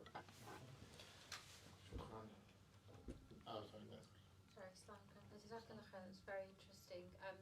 Just wanted to, I'm not quite sure what the question is, but it's a bit muddled in my head. Just wanted to talk through this concept of white and black, this binary concept, and how that looks. So not with the traditional, Ahmer and but in the modern day with the rise of the Black Lives Movement matter. So we had, what to me is becoming clear was white is this colonial race, and black is everybody else, which includes people who are of white skin colour, but not of that Caucasian, supreme race. You have the white other, which is Eastern Europeans, but if you're Arab, if you're Asian, it doesn't matter if your skin colour is white, you are still black. And one of the things that came up during this whole Black Lives Matter thing was, well, we're South Asian, and my children say, well, we're brown. Where do the brown people fit into this? So I find it quite interesting in the sense that, mashallah, we're talking about black people today, and I just want to say that some of the best Muslims I've met are black Muslims. I've always felt that they carry a special piety, extremely good character, so my experience has been really wonderful with them. But I do think that, and I appreciate there's racism towards them within... racism towards our black brothers and sisters from within the community. I'm not denying that, but I do think that as a whole, if we're all lumped together as black, and somehow it's okay to paint us all with one brush, whether we're Chinese or Asian or Bangla or Malaysian or African or Jamaican or whatever we are, it's taking away from the nations and tribes that Allah subhanahu wa ta'ala has created us. But yet, I think at the same time we have that solidarity of being dumbed down because we were invaded and not given those opportunities, and that we are all in a similar sort of place. And I think it's really great that you've done this today. I'm not sure what my question is, but it was all a bit kind of muddled in my head. Alhamdulillah. I appreciate your contribution. Thank you for that. And I think it's interesting when we think about this binary concept of being black and white, because it's something that we don't really see develop until the modern era in terms of blackness and whiteness as we know it today. And if we study America as the case study, because America is where everything kind of starts and then it infects the rest of the world, and we kind of sign up to the concepts that exist in America, you're correct in saying, like, for example, whiteness begins as the colonizers, and it's a power dynamic rather than an actual racial classification. And so instead of looking at people phenotypically and describing them as black and white, people become racialized. So you see, for example, white Anglo-Saxon Protestants are the ones that establish America and hold all the power in America. So when, for example, Irish Catholics immigrate, at first they're not considered white. And then when you see Jewish East Europeans immigrate, they're not considered white. When you see Italians come and immigrate, they're not considered white. But then as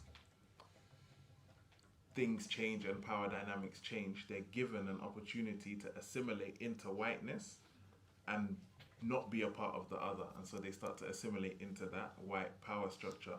It's the same with the UK. If we look in the UK in the 1960s, there was a term that was called political blackness, in which even people of South Asian descent would describe themselves as being black because they felt as though they were other than the white people. And then when power dynamics change, that's when we start to see different categories develop of Asian and brown and all of these things. So it's something that shows how arbitrary the concept of race actually is, because it's something that's not a reality. It doesn't exist. And I say the same thing about Africa, to be honest. I don't feel like Africa as a concept exists, because Africans before colonization never described themselves as Africans. They described themselves as whatever tribe or ethnicity or kingdom that they were part of. But then when Africa becomes a colonial project and there's the scramble for Africa and Europeans define what the boundaries of Africa is, that's when we start to see the identification of being African as being imposed on us, and then we take it upon ourselves. As a Gambian personally as well, for example, the Senegambia region is somewhere that we all speak the same languages, we all have the same culture, we all kind of look the same, and we are the same people essentially. But because the French took Gambia and the British took Senegal, we have this distinction in our heads now after colonization of, I'm Gambian, this person's Senegalese. But if I trace my family back 6 generations, we were Senegalese. And I have cousins that live in Senegal that are Senegalese, but their mum is from Gambia. Do you know what I mean? And so even with race, I think it's a similar concept. There are people who are racialized as black that weren't considered black. There are people who are considered black that wouldn't consider themselves black in different contexts. Like one of the people quoted in the book, I think it was Ahmed Baba. Was it Ahmed Baba? He was from a tribe called the Sanhaja Berbers. So he considered himself Berber as opposed to West African populations that of traditional West African ethnic groups that he considered black. But when he emigrated to Marrakesh, to Morocco, because he was dark-skinned and he came from West Africa, he was racialized as being black in Moroccan society as opposed to Moroccans. But then when Moroccans traveled to Europe in the Middle Ages, they're racialized as being Moors and are grouped together with black people because they're all darker skinned and they're all Muslim. So it changes according to society, according to power dynamics, and it's not essentially a real thing. Yeah, I think it's very important that, I also appreciate what you said, but it's very important to remember that how power functions. So why is it that in the late 19th century, Italians get lynched in America? There's lynchings of Italians. They're definitely not white, right? Irish, not white. Why is it that all these groups start getting acknowledged as white? When? In the 1920s and 30s, all these black Americans who don't want to live in Jim Crow South start what's called the Great Migration. They go north to cities like Boston, Chicago, New York, right? Suddenly, there's all these black people around. And then the Anglo-Saxons are like, okay, you guys are all white. We're all white now, right? And because there's the other that they're really afraid of. Why did political blackness fail in the UK? Literally, it was a movement called political blackness. Why did political blackness fail in South Africa? Why did most of the Indians, the majority of the Muslim community even, side with the apartheid regime? Because those in power know how to divide and conquer. They say, oh, well, yeah, okay, you guys want to have this, you guys all want to be black, okay? Well, hey, Indians, you're not really black. Why don't you, we'll get you your own university. You can go to these places. Black people can't go here.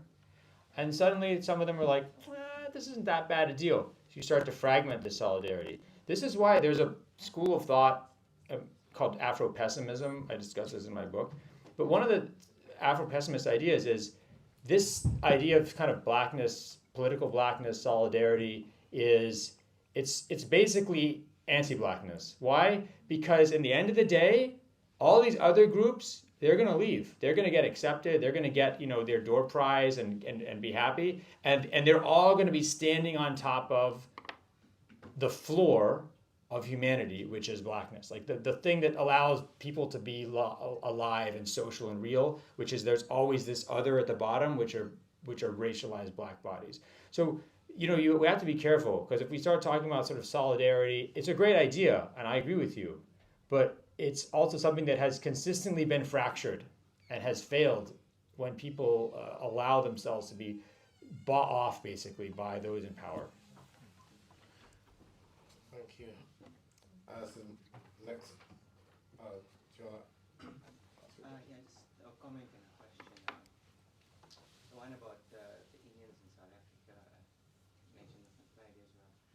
But it's referred to actually the whole Southeast Asian community, not only South Africa, but a lot of other African countries where they've kind of enjoyed a lot of economic, benefits over the black communities. And that still is continuing today as well. A lot of investment still goes, the new mosques and that are still going to predominantly Southeast Asian communities, black communities. And they still, and it's got to a point where black Muslims feel so marginalized that they've created their own Black Muslim Congress of South Africa, which they've had about 3 conferences so far in it. So, but there was just a point. A question was around how do we approach text of sort of ancient Muslims, not ancient, but the older Muslim scholars like Ibn Khaldun, and that way, a lot of their works are used, in modern day sciences and that, but when their comments about, blacks and Africans are, could be found in modern day racist texts as well. So how do we approach that? And, yeah. Good question. Go ahead. So I think, as far as I know, we're kind of maybe unfairly criticizing Ibn Khaldun here, because sometimes people will say, it's like, oh, look, this Muslim geographer, historian says that they're these black people and they're like animals and they're like pagans, they're naked, they're like cannibals, and that seems really racist. But they're not talking about black people, and again, we just assume they're talking about black Africans, like everybody, but they're talking about non-Muslims. So if there's like a black African tribe, let's say Hausa or Fulani, right, and they're Muslim, they're not included in that group. You'll see people like Ibn Khaldun, Ibn Majid, Dimashqi, Al-Umari, all these great Muslim geographers and historians and sociologists will say, like, these people, their rulers are extremely just, they're extremely wealthy, they're very good at they're extremely fastidious about their prayers and Jummah prayer, they're obsessed with memorization of the Quran, all this stuff. And then they'll say, and then to the south, there are these like black people that are more like animals than human beings, and they're pagans, they're cannibals, they're naked. And then we're like, oh, that's so racist. We forget that we just read descriptions of all these people that are literally this, maybe even the same ethnicity, because they're non-Muslim Fulani and they're Muslim Fulani. There's, especially as these groups become Muslim, they basically get brought up into the world of like human beings, who are described as like, oh, these are great societies, and they have, their good sides and their bad sides. It's always the people beyond the boundaries, outside the abode of Islam, who are described in these ways that we today kind of register as very racist. So we shouldn't read these as like descriptions or condemnations of all black Africans. They're very specifically of pagan groups. Is that a comment to that, or is that a different question? It's just a question that kind of like wraps everything up. Like, the question, quite a large question. So I think when you look at the conception of your book, Professor, it seems like these black scholars who made these claims about Islam being anti-black, they're speaking from a place of defense. Pan-Africanism, Afro-pessimism, it seems to be a reactionary movement. So when we look at examples of coalitions being formed between different groups, as you said, they all fell. The Rainbow Coalition in Chicago between the Black Panthers, the American homosexuals and the Mexicans seemed to fall and fall apart as soon as Fred Hampton was assassinated. So I ask you, this is my question. Does Islam in this day and age still hold the transformative power that it did when Allah subhanahu wa ta'ala sent the message to Rasulullah sallallahu alaihi wasallam. Because it seems like we're working from, like this brother said, we're working from scientific racism, where we have eugenics being found in every single discourse spoken about when we speak about race, but it's implicit now. So when you hear about black people dominating the NBA, dominating sports, they can jump higher, run faster because of fast twitch fiber muscles. We're missing almost, you know, if you look at the Japanese 100-meter sprint team, they came fourth in the Olympics. We don't look at their race as being a reason as to why they're so fast. So we've got implicit racism, and racism changes in form.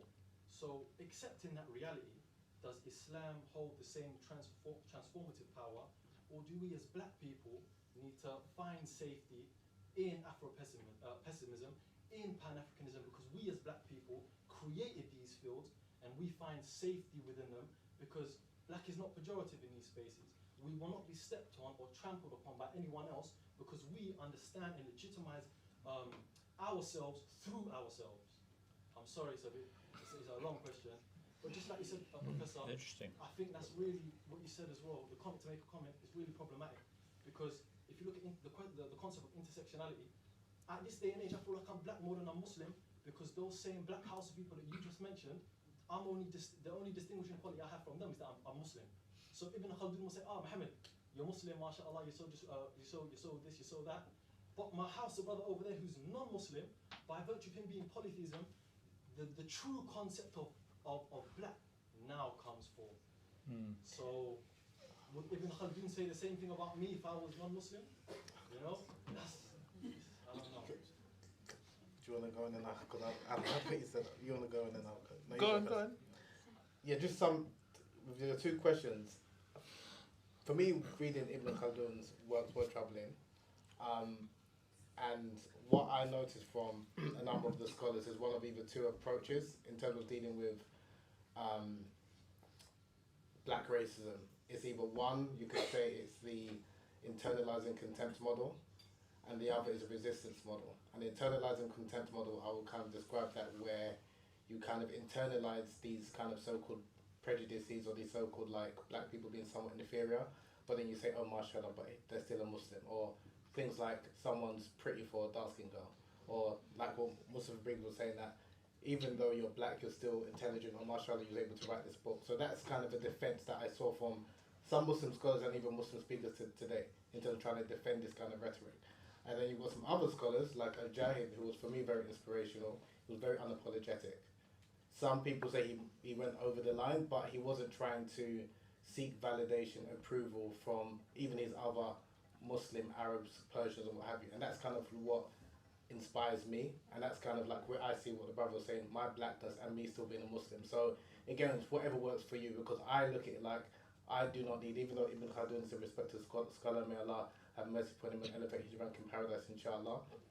Anything that anyone says, other than the Messenger of Allah sallallahu alaihi wasallam, if it doesn't go in line with what the Quran and the Prophet said, you can ignore it. So I don't need to like seek approval from every single statement that a scholar says. So that's how I look at it. But I think as Muslims, sometimes we look at scholars as if they're somewhat infallible, but they're human beings. They're products of their environment. Some of the things that they say, some what scholars have said, not only about black people, about women, is horrific. I'm not going to try and justify it or say it's this and that. No, it's wrong, and I don't agree with it. I can maybe try and rationalize it and understand where the person was coming from, but I'm not going to wait for this person to kind of like see my humanity. And I'll go with people, listen to people, kind of make me feel human and acknowledge my culture, acknowledge my race, and then obviously then you've got the Messenger of Allah who inshallah is obviously going to transform you. So when you're saying is Islam a transformative religion, if you are reading the Quran, you are reading the seerah of the Prophet Muhammad, peace upon him, and the early companions, it will transform your life. That's my personal belief. Now if you're looking for guidance from those who maybe look at you as less than, then you might find it quite difficult. That's kind of my personal perspective on it. Yeah, my perspective on it as well is that when we speak about Islam, we like to kind of conceptualize Islam as this institution that has always existed in the same form and the same way from the beginning of the religion until today. And we do know that the Prophet ﷺ was given the complete religion. Allah tells us that he has completed the deen for us and made it, but the way that that deen manifests itself in different times and different places changes. There's an aspect of the deen that's thabit, that is stable and it doesn't change. Then there's an aspect of the deen that is constantly reinterpreted over time for different situations and different ages. And that is the secret in why the Prophet ﷺ was given the final religion, because it's a religion that's adaptable to every time and place, not that it stays the same in every time and place. So, for example, when we speak about Islam in the time of the Prophet ﷺ, there's no books of hadith. There's not even a book of the Quran. There's no book that you can gather together in your hands and say, this is the Quran. They only had the Prophet ﷺ. And the Quran came through him. He was reciting words, that's what they knew was Quran. He was speaking to people, that's what they knew as hadith. He was telling people, do this and don't do this, that's what they knew as fiqh. But when the Prophet ﷺ is no longer there, it was up to the people now to say, okay, well, how do we preserve the command of Allah to obey him and his messenger? How do we preserve the Quran and differentiate it from the speech of the Prophet ﷺ? That's when you start to see scholars develop the science of hadith, develop the science of Quran and tajweed, develop the science of Aqidah. Aqidah, even, everybody talks about Aqidah. It's so important to know Aqidah. The word Aqidah was never mentioned by the Prophet ﷺ. But when we have interaction with the Eastern Roman Empire and different philosophies and different ways of thinking and Greek philosophy, people had to say, well, the Greeks classify being as this. They classify human nature as this. They classify divine nature as this. As Muslims, what is our response from the Quran and the Sunnah? That's when the scholars now start to develop ilm al-kalam, the science of speaking about these realities, and then they develop aqidah to preserve the spirit of the Quran and the Sunnah. And so, as every age appears with its own challenges and its own rhetoric and its own phenomenon that need to be addressed from the spirit of the Quran and the Sunnah. So I would say Islam does still have that transformative power if there are scholars and people who are willing to engage with the Quran and the Sunnah and manifest it in a way that approaches the phenomenon of the time and interacts with the phenomenon of the time in the spirit of the Prophet ﷺ, which is why we have a hadith where the Prophet ﷺ says at the beginning of every qarn, every age, Allah will send someone to renew the religion. It's not that the religion has changed or needs to be changed, but it's that the society has changed. And so it needs to have a renewed interpretation for the age, the day and age that we live in and the unique challenges that we're facing. So for example, you can't go to a 14th century scholar for answers about how to interact with artificial intelligence and AI because it didn't exist. They don't even have a concept of that.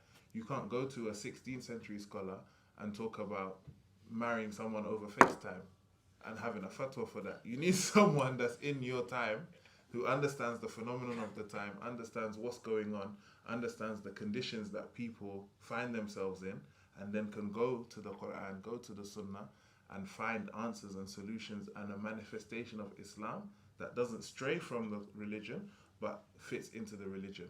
And that's why when we look at the ahadith about bid'ah as well, it's very interesting because there are people, certain groups within Islam who always constantly attack bid'ah, but they don't ever talk about the fact that the Quran itself in a book is a bid'ah. Praying on prayer mat, having rugs in the masjid is a bid'ah. Using a microphone to give a khutbah is a bid'ah. So they differentiate between different types of bid'ah as this is a good bid'ah and this is a bad bid'ah, if they realize it or if they don't.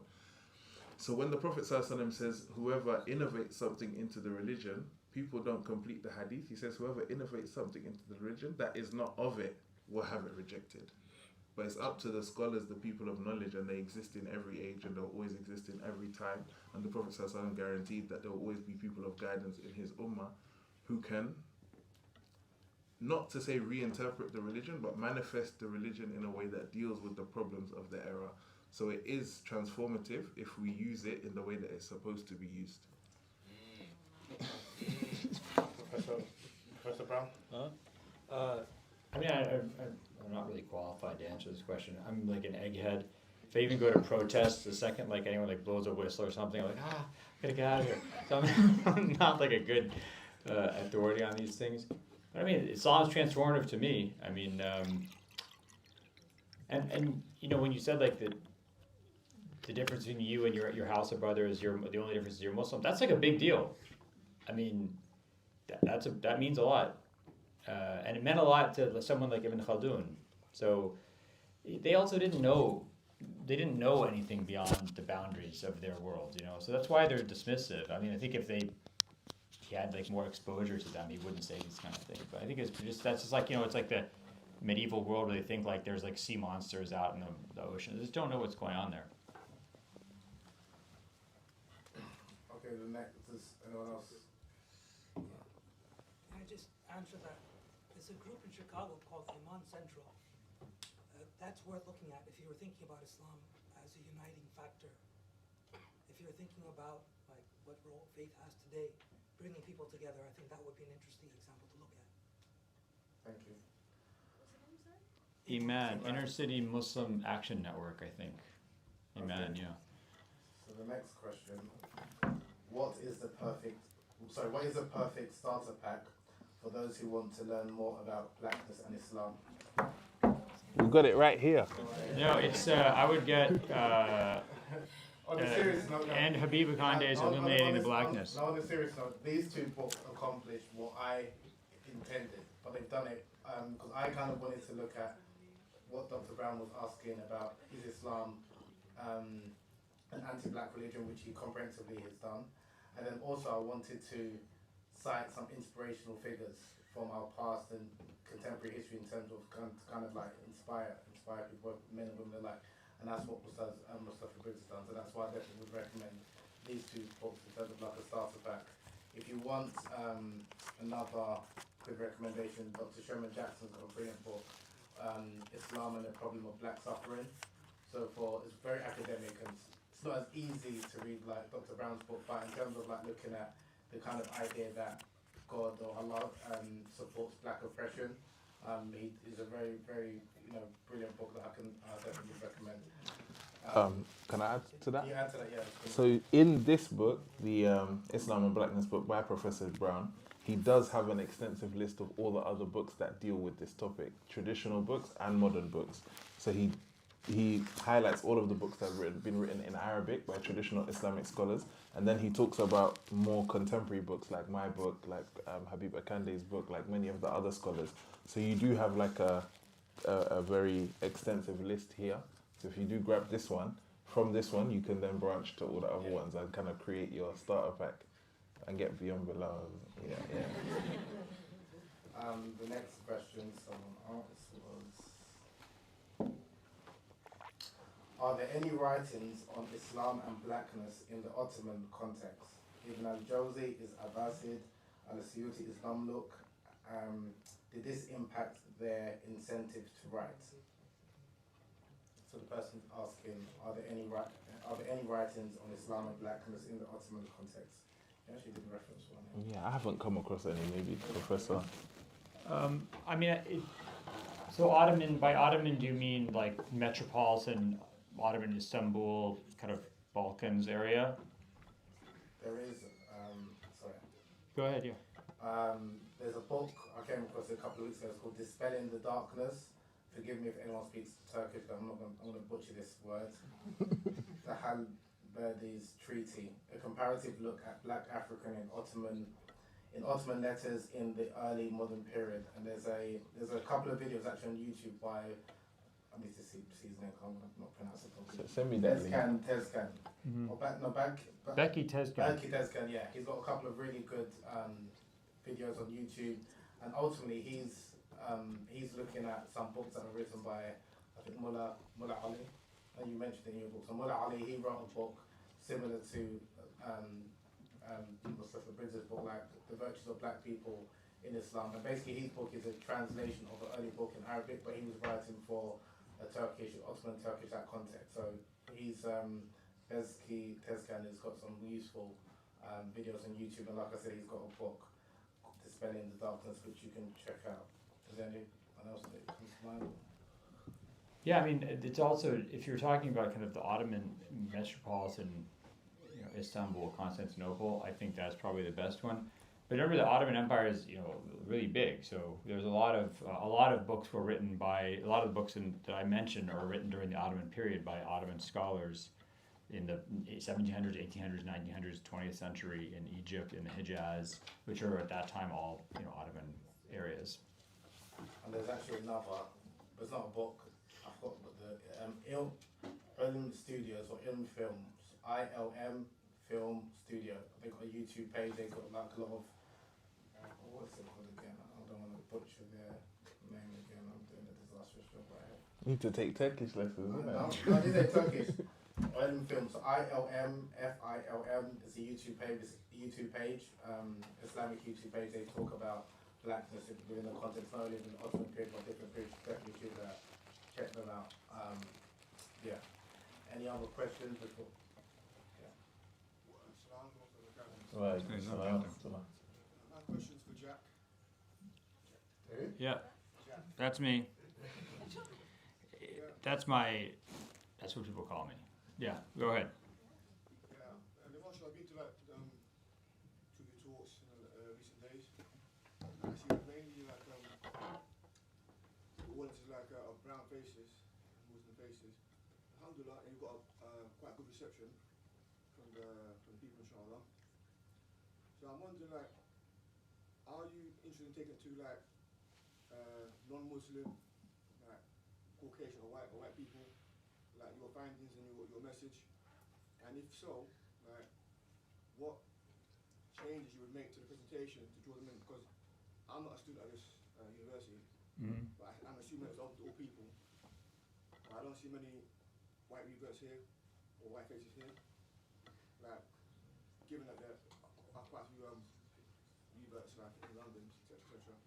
So back to my question, what change did you make in order to address the non-Muslim white society at large, or are you comfortable, happy to just leave your findings within the Muslim community, which maybe in this country have brown faces or black faces? Yeah, interesting question. I mean, so one of my students who graduated is supposed to come, and he's white. But he didn't show up. He said he wanted to make sure there's one white person here. He's not here. I don't have to talk to him about this, but I don't know. I mean, I actually didn't know what to expect in the audiences here. I thought I was going to get yelled at more, so I'm honestly so far pretty happy. But I don't know. I think. So I don't know. My experience with white people in America is either they don't know about this stuff, or they're actually racist, or they feel really bad about, they feel kind of really guilty being white, and they sometimes beat themselves up maybe too much about that.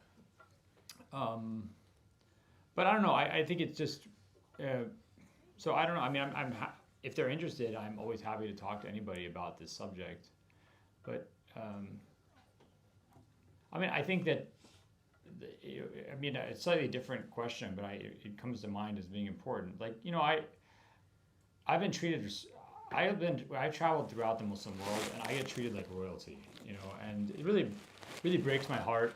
When I see. I remember one time I was in this scholarly event, and there was this really famous scholar from Syria, and he was sitting up on the, in the front of the room, and there's all these scholars.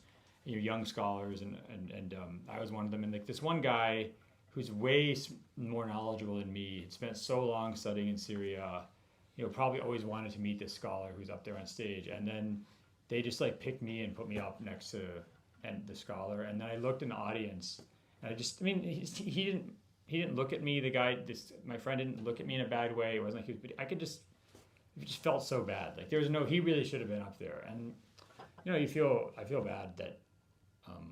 Someone could say, oh, well, it's important because you know how to communicate to white people or something. But at the same time, I feel really lousy that people who are, I go to Muslim countries or something and I get treated better than people who really deserve to be treated better than me.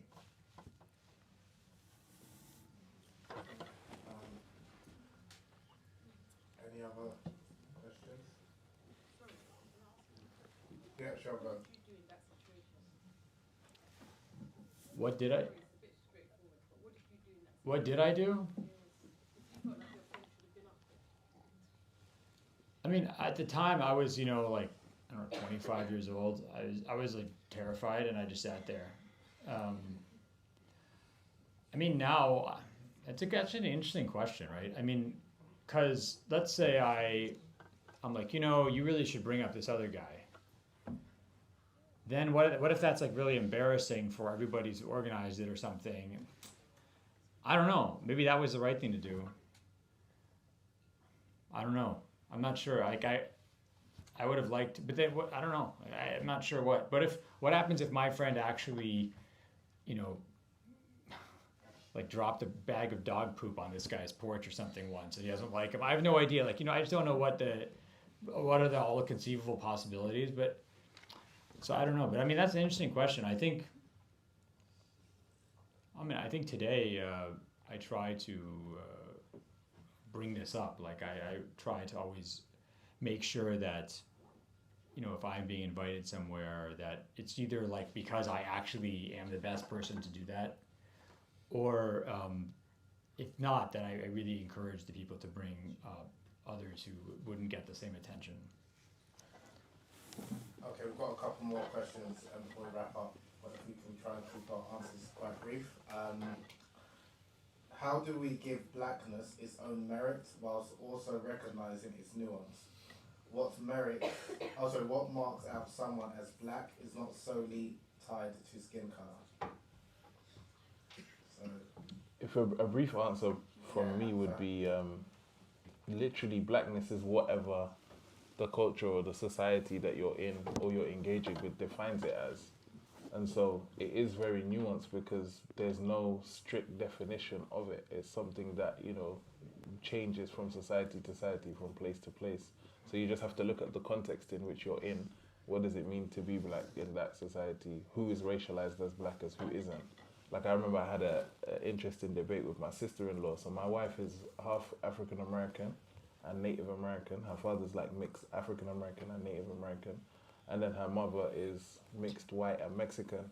So she looks very light-skinned. She could pass as Arab. She's like racially ambiguous. And so is her sister. So I was talking to her sister one day about something. And she said to me, yeah, but you won't understand because you're not black. And I looked at her, I'm like, what do you mean I'm not black? I'm blacker than you. And she said, no, you're African. It's different. Where I come from, if you're black, you're descended from African Americans who were enslaved, and even if you're one drop, you're still black. It's like, so I'm black, you're not black. Which flipped my whole perception of what it means to be black, but in her context, that's what being black meant, and I wasn't a part of that. Whereas in my context, growing up in England, I'm black and she's mixed, or she's a lighty, or she's whatever, do you know what I mean? So it's like, you have to look at who you're engaging with, what society you're engaging with, what their paradigms are, and then kind of go off that. thank you. Professor Brown, anything to add? I think you kind of spoke about it at the beginning when you read your passage from the book. Next question. What are your opinions of monotheism being a source of unification between races? Is this notion valid? Yes, it's valid. I think it's valid. It should be. That's my brief answer. The next question is this is probably for the organisers. Is this session going to be recorded? Probably. Was it recorded? Yeah. Will it be made available? That's the question. Okay, I think. Any more questions from Ireland, aren't you? No more questions? Okay, I think we can wrap it up. Oh, there's one on the this screen. one? We can't answer. Okay, so this question, I think we did speak about this. What is the Islamic position on reparations, if any? Thank you.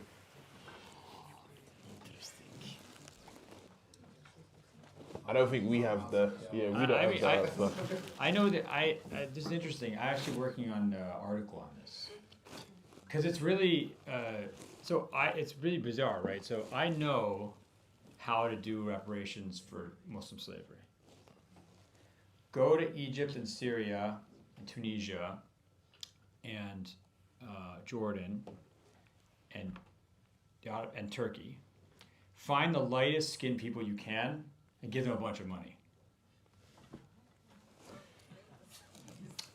Explain, give them Yeah, context oh, yeah, before so you get probably- cancelled. I may explain. The Let me Twitterati explain. are waiting. So the elites of the Ottoman Empire really going, in some parts going back to the 1500s, but definitely, especially in the Mediterranean area, like 1700s, 1800s.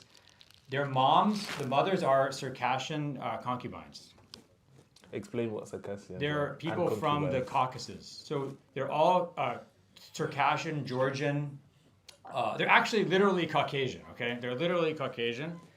And those, so, you ever wondered why, like, the elite people in Egypt or Jordan or Syria, they're all like, they're really light skinned, they have, straight hair, they don't look that Arab? That's because their multiple generations of their mothers are slave concubines. From Europe. From the essentially southern Russia, Caucasus area. Or maybe also Greek, maybe Slavic. So that's a good way to get people who are descendants of slaves. Yeah. But the reason I bring that up is it's kind of like ironic, right? Which is that it's a really different situation than the Americas, very different situation. So I think you have to think about reparations very differently from the very beginning. And it also plays into the debate and the illumination that needs to be brought to the fact that slavery in the Islamic world wasn't specifically racialized towards black people. There were a higher amount or just as much an equal amount. So in the time of the Prophet ﷺ, for example, we have instances of African slaves, people who were enslaved, such as Bilal and his mother, etc. But the majority of the slaves in the Arabian Peninsula were other Arabs that were captured in war and enslaved by fellow Arabs. Then when we see the expansion of the Islamic Empire and the, Sayyidina Umar bin al-Khattab, etc., into the Eastern Roman Empire and into the Persian Empire, many of the people that are enslaved are in fact Romans and Persians. So we see, for example, even Imam Zayn al-Abidin, who's the son of Imam al-Hussein, the grandson of the Prophet ﷺ. His mother was reported to have been a princess from Persia. But when the Persian Empire was defeated, she was captured, enslaved.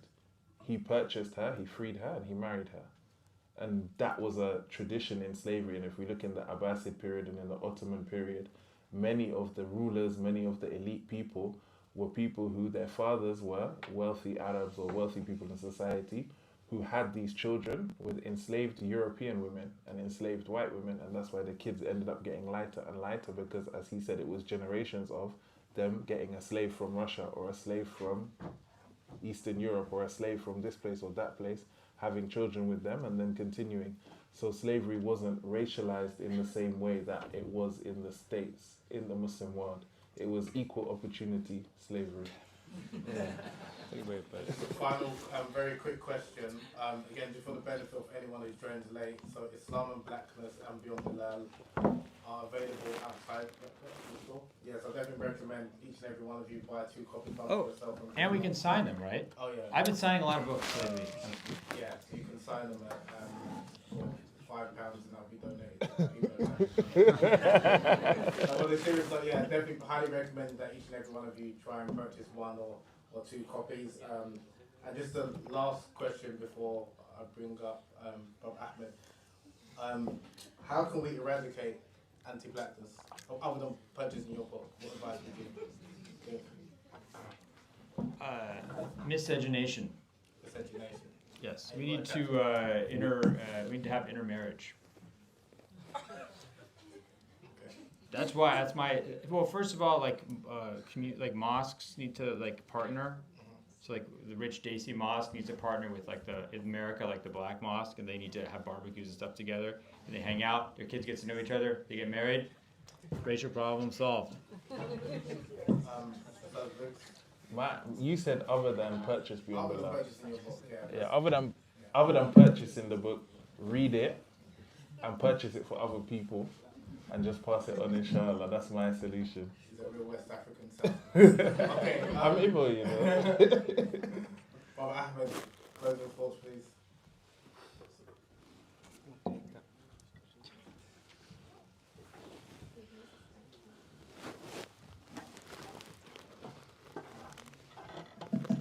Assalamu alaikum everyone. I've got a bit of a sore throat, so hopefully you'll be able to hear me.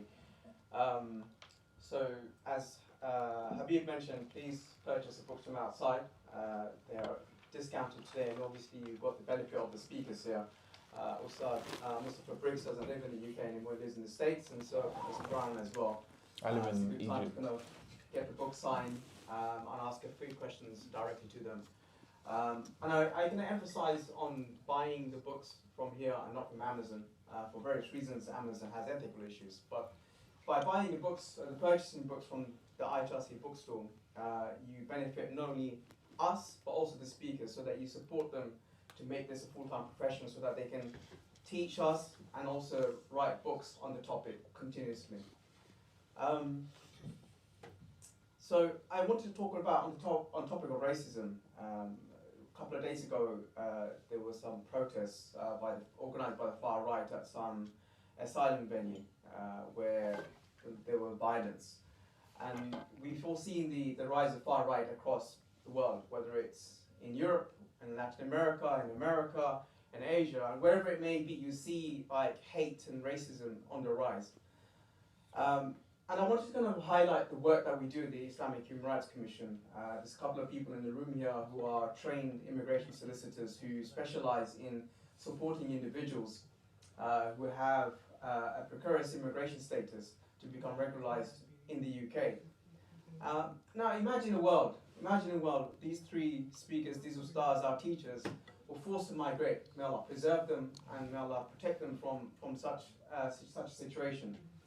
But imagine some sort of natural disaster or a famine or a conflict has erupted and they had to relocate.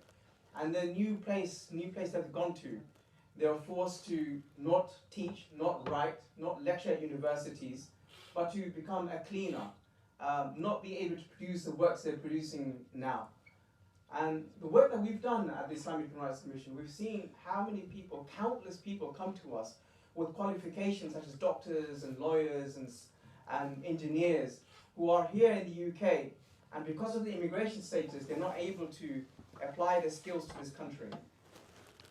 There's a case that I want to talk about, a story that has touched me ever since I've come across this brother. And I think truly, if I've ever met a wali of Allah, this guy is a wali of Allah. And I'll tell you why. This brother was introduced to us. He has a large family from Indonesia, struggling with finances. And I was doing some research for UCL on food poverty in the UK. And I was interviewing his family. And at the time, his wife had given birth, lost a child. And so we got talking. And I asked the brother, so tell me about your situation with food poverty. He goes, I am not allowed to work. Because of my immigration status, I don't get a job anywhere.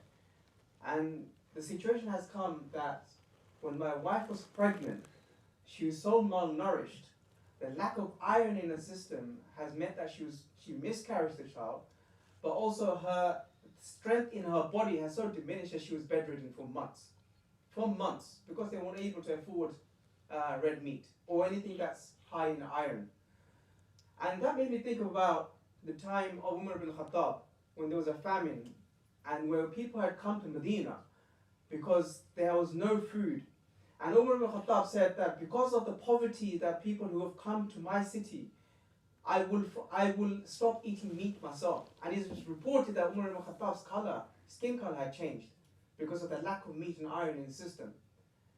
And he goes on to tell me, this brother, that the accommodation that he was staying at, he was subletting illegally so that he can make some money out of it, and he's got a roof over his head. And the local mosque that he goes to, there was one brother who was distressed in the corner. So he got talking to him and asked him, brother, how can I help you? He realized that this brother's a British citizen, out of a job, and for some reason or another, he's going to get kicked out of his house by his family. He said, brother, don't worry, I'll help you. So literally, a couple of days, he went down the streets, found bits and pieces of items that he could find in alleyways, and he actually hand-built a shed in his garden. And I sat in that shed where I was interviewing him for the research. And that shed was fully equipped with heating and electricity, and it was comfortable. So he moved this brother into his house. He was giving him shelter. He was giving him his food.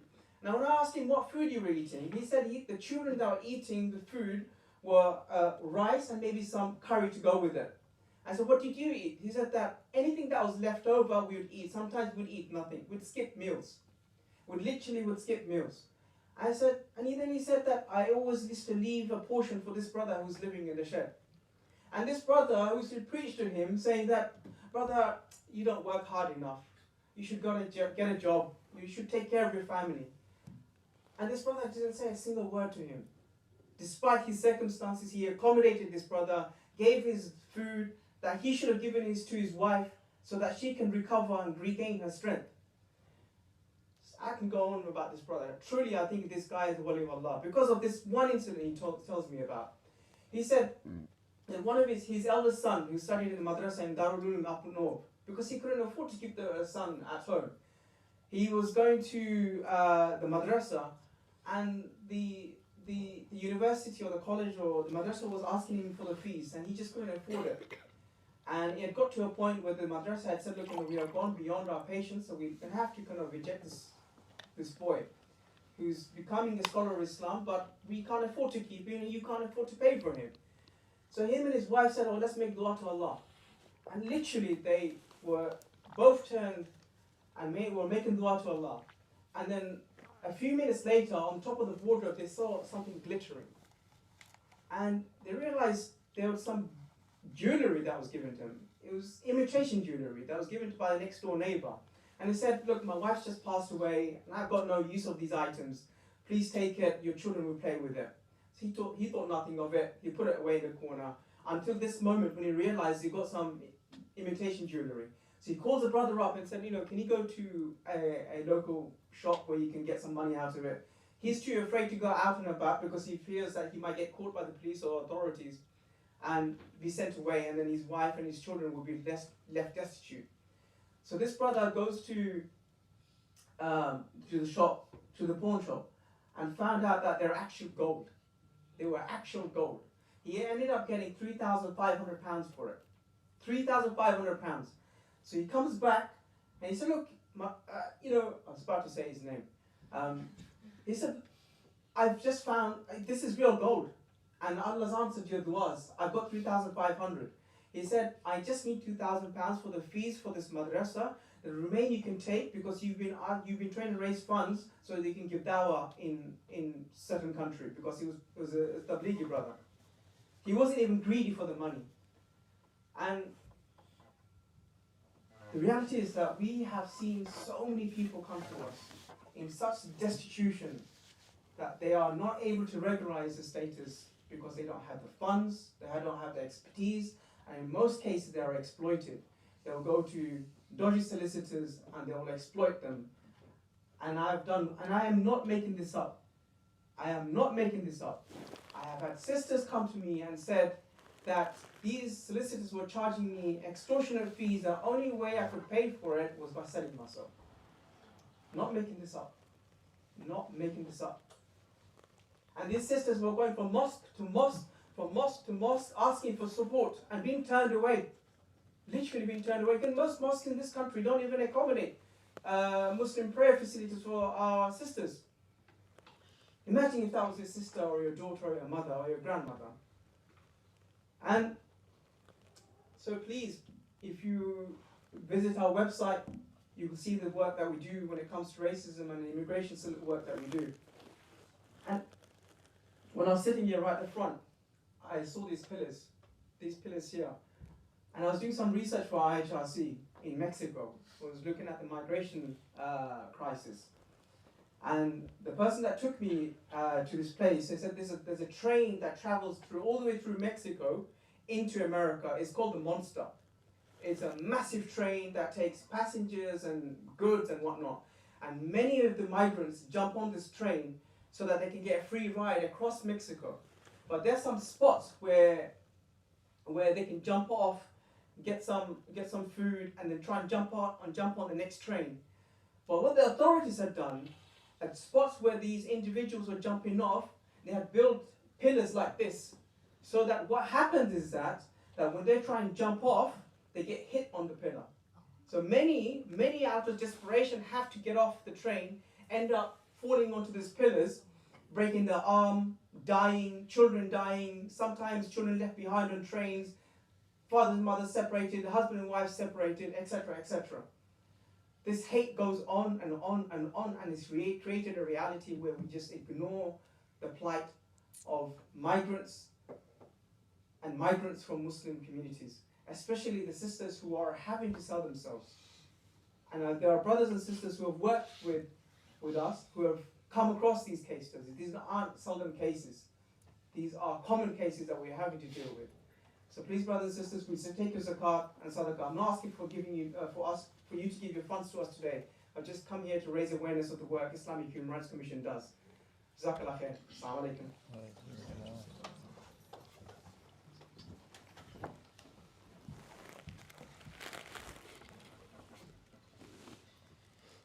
You can go home now. Yeah.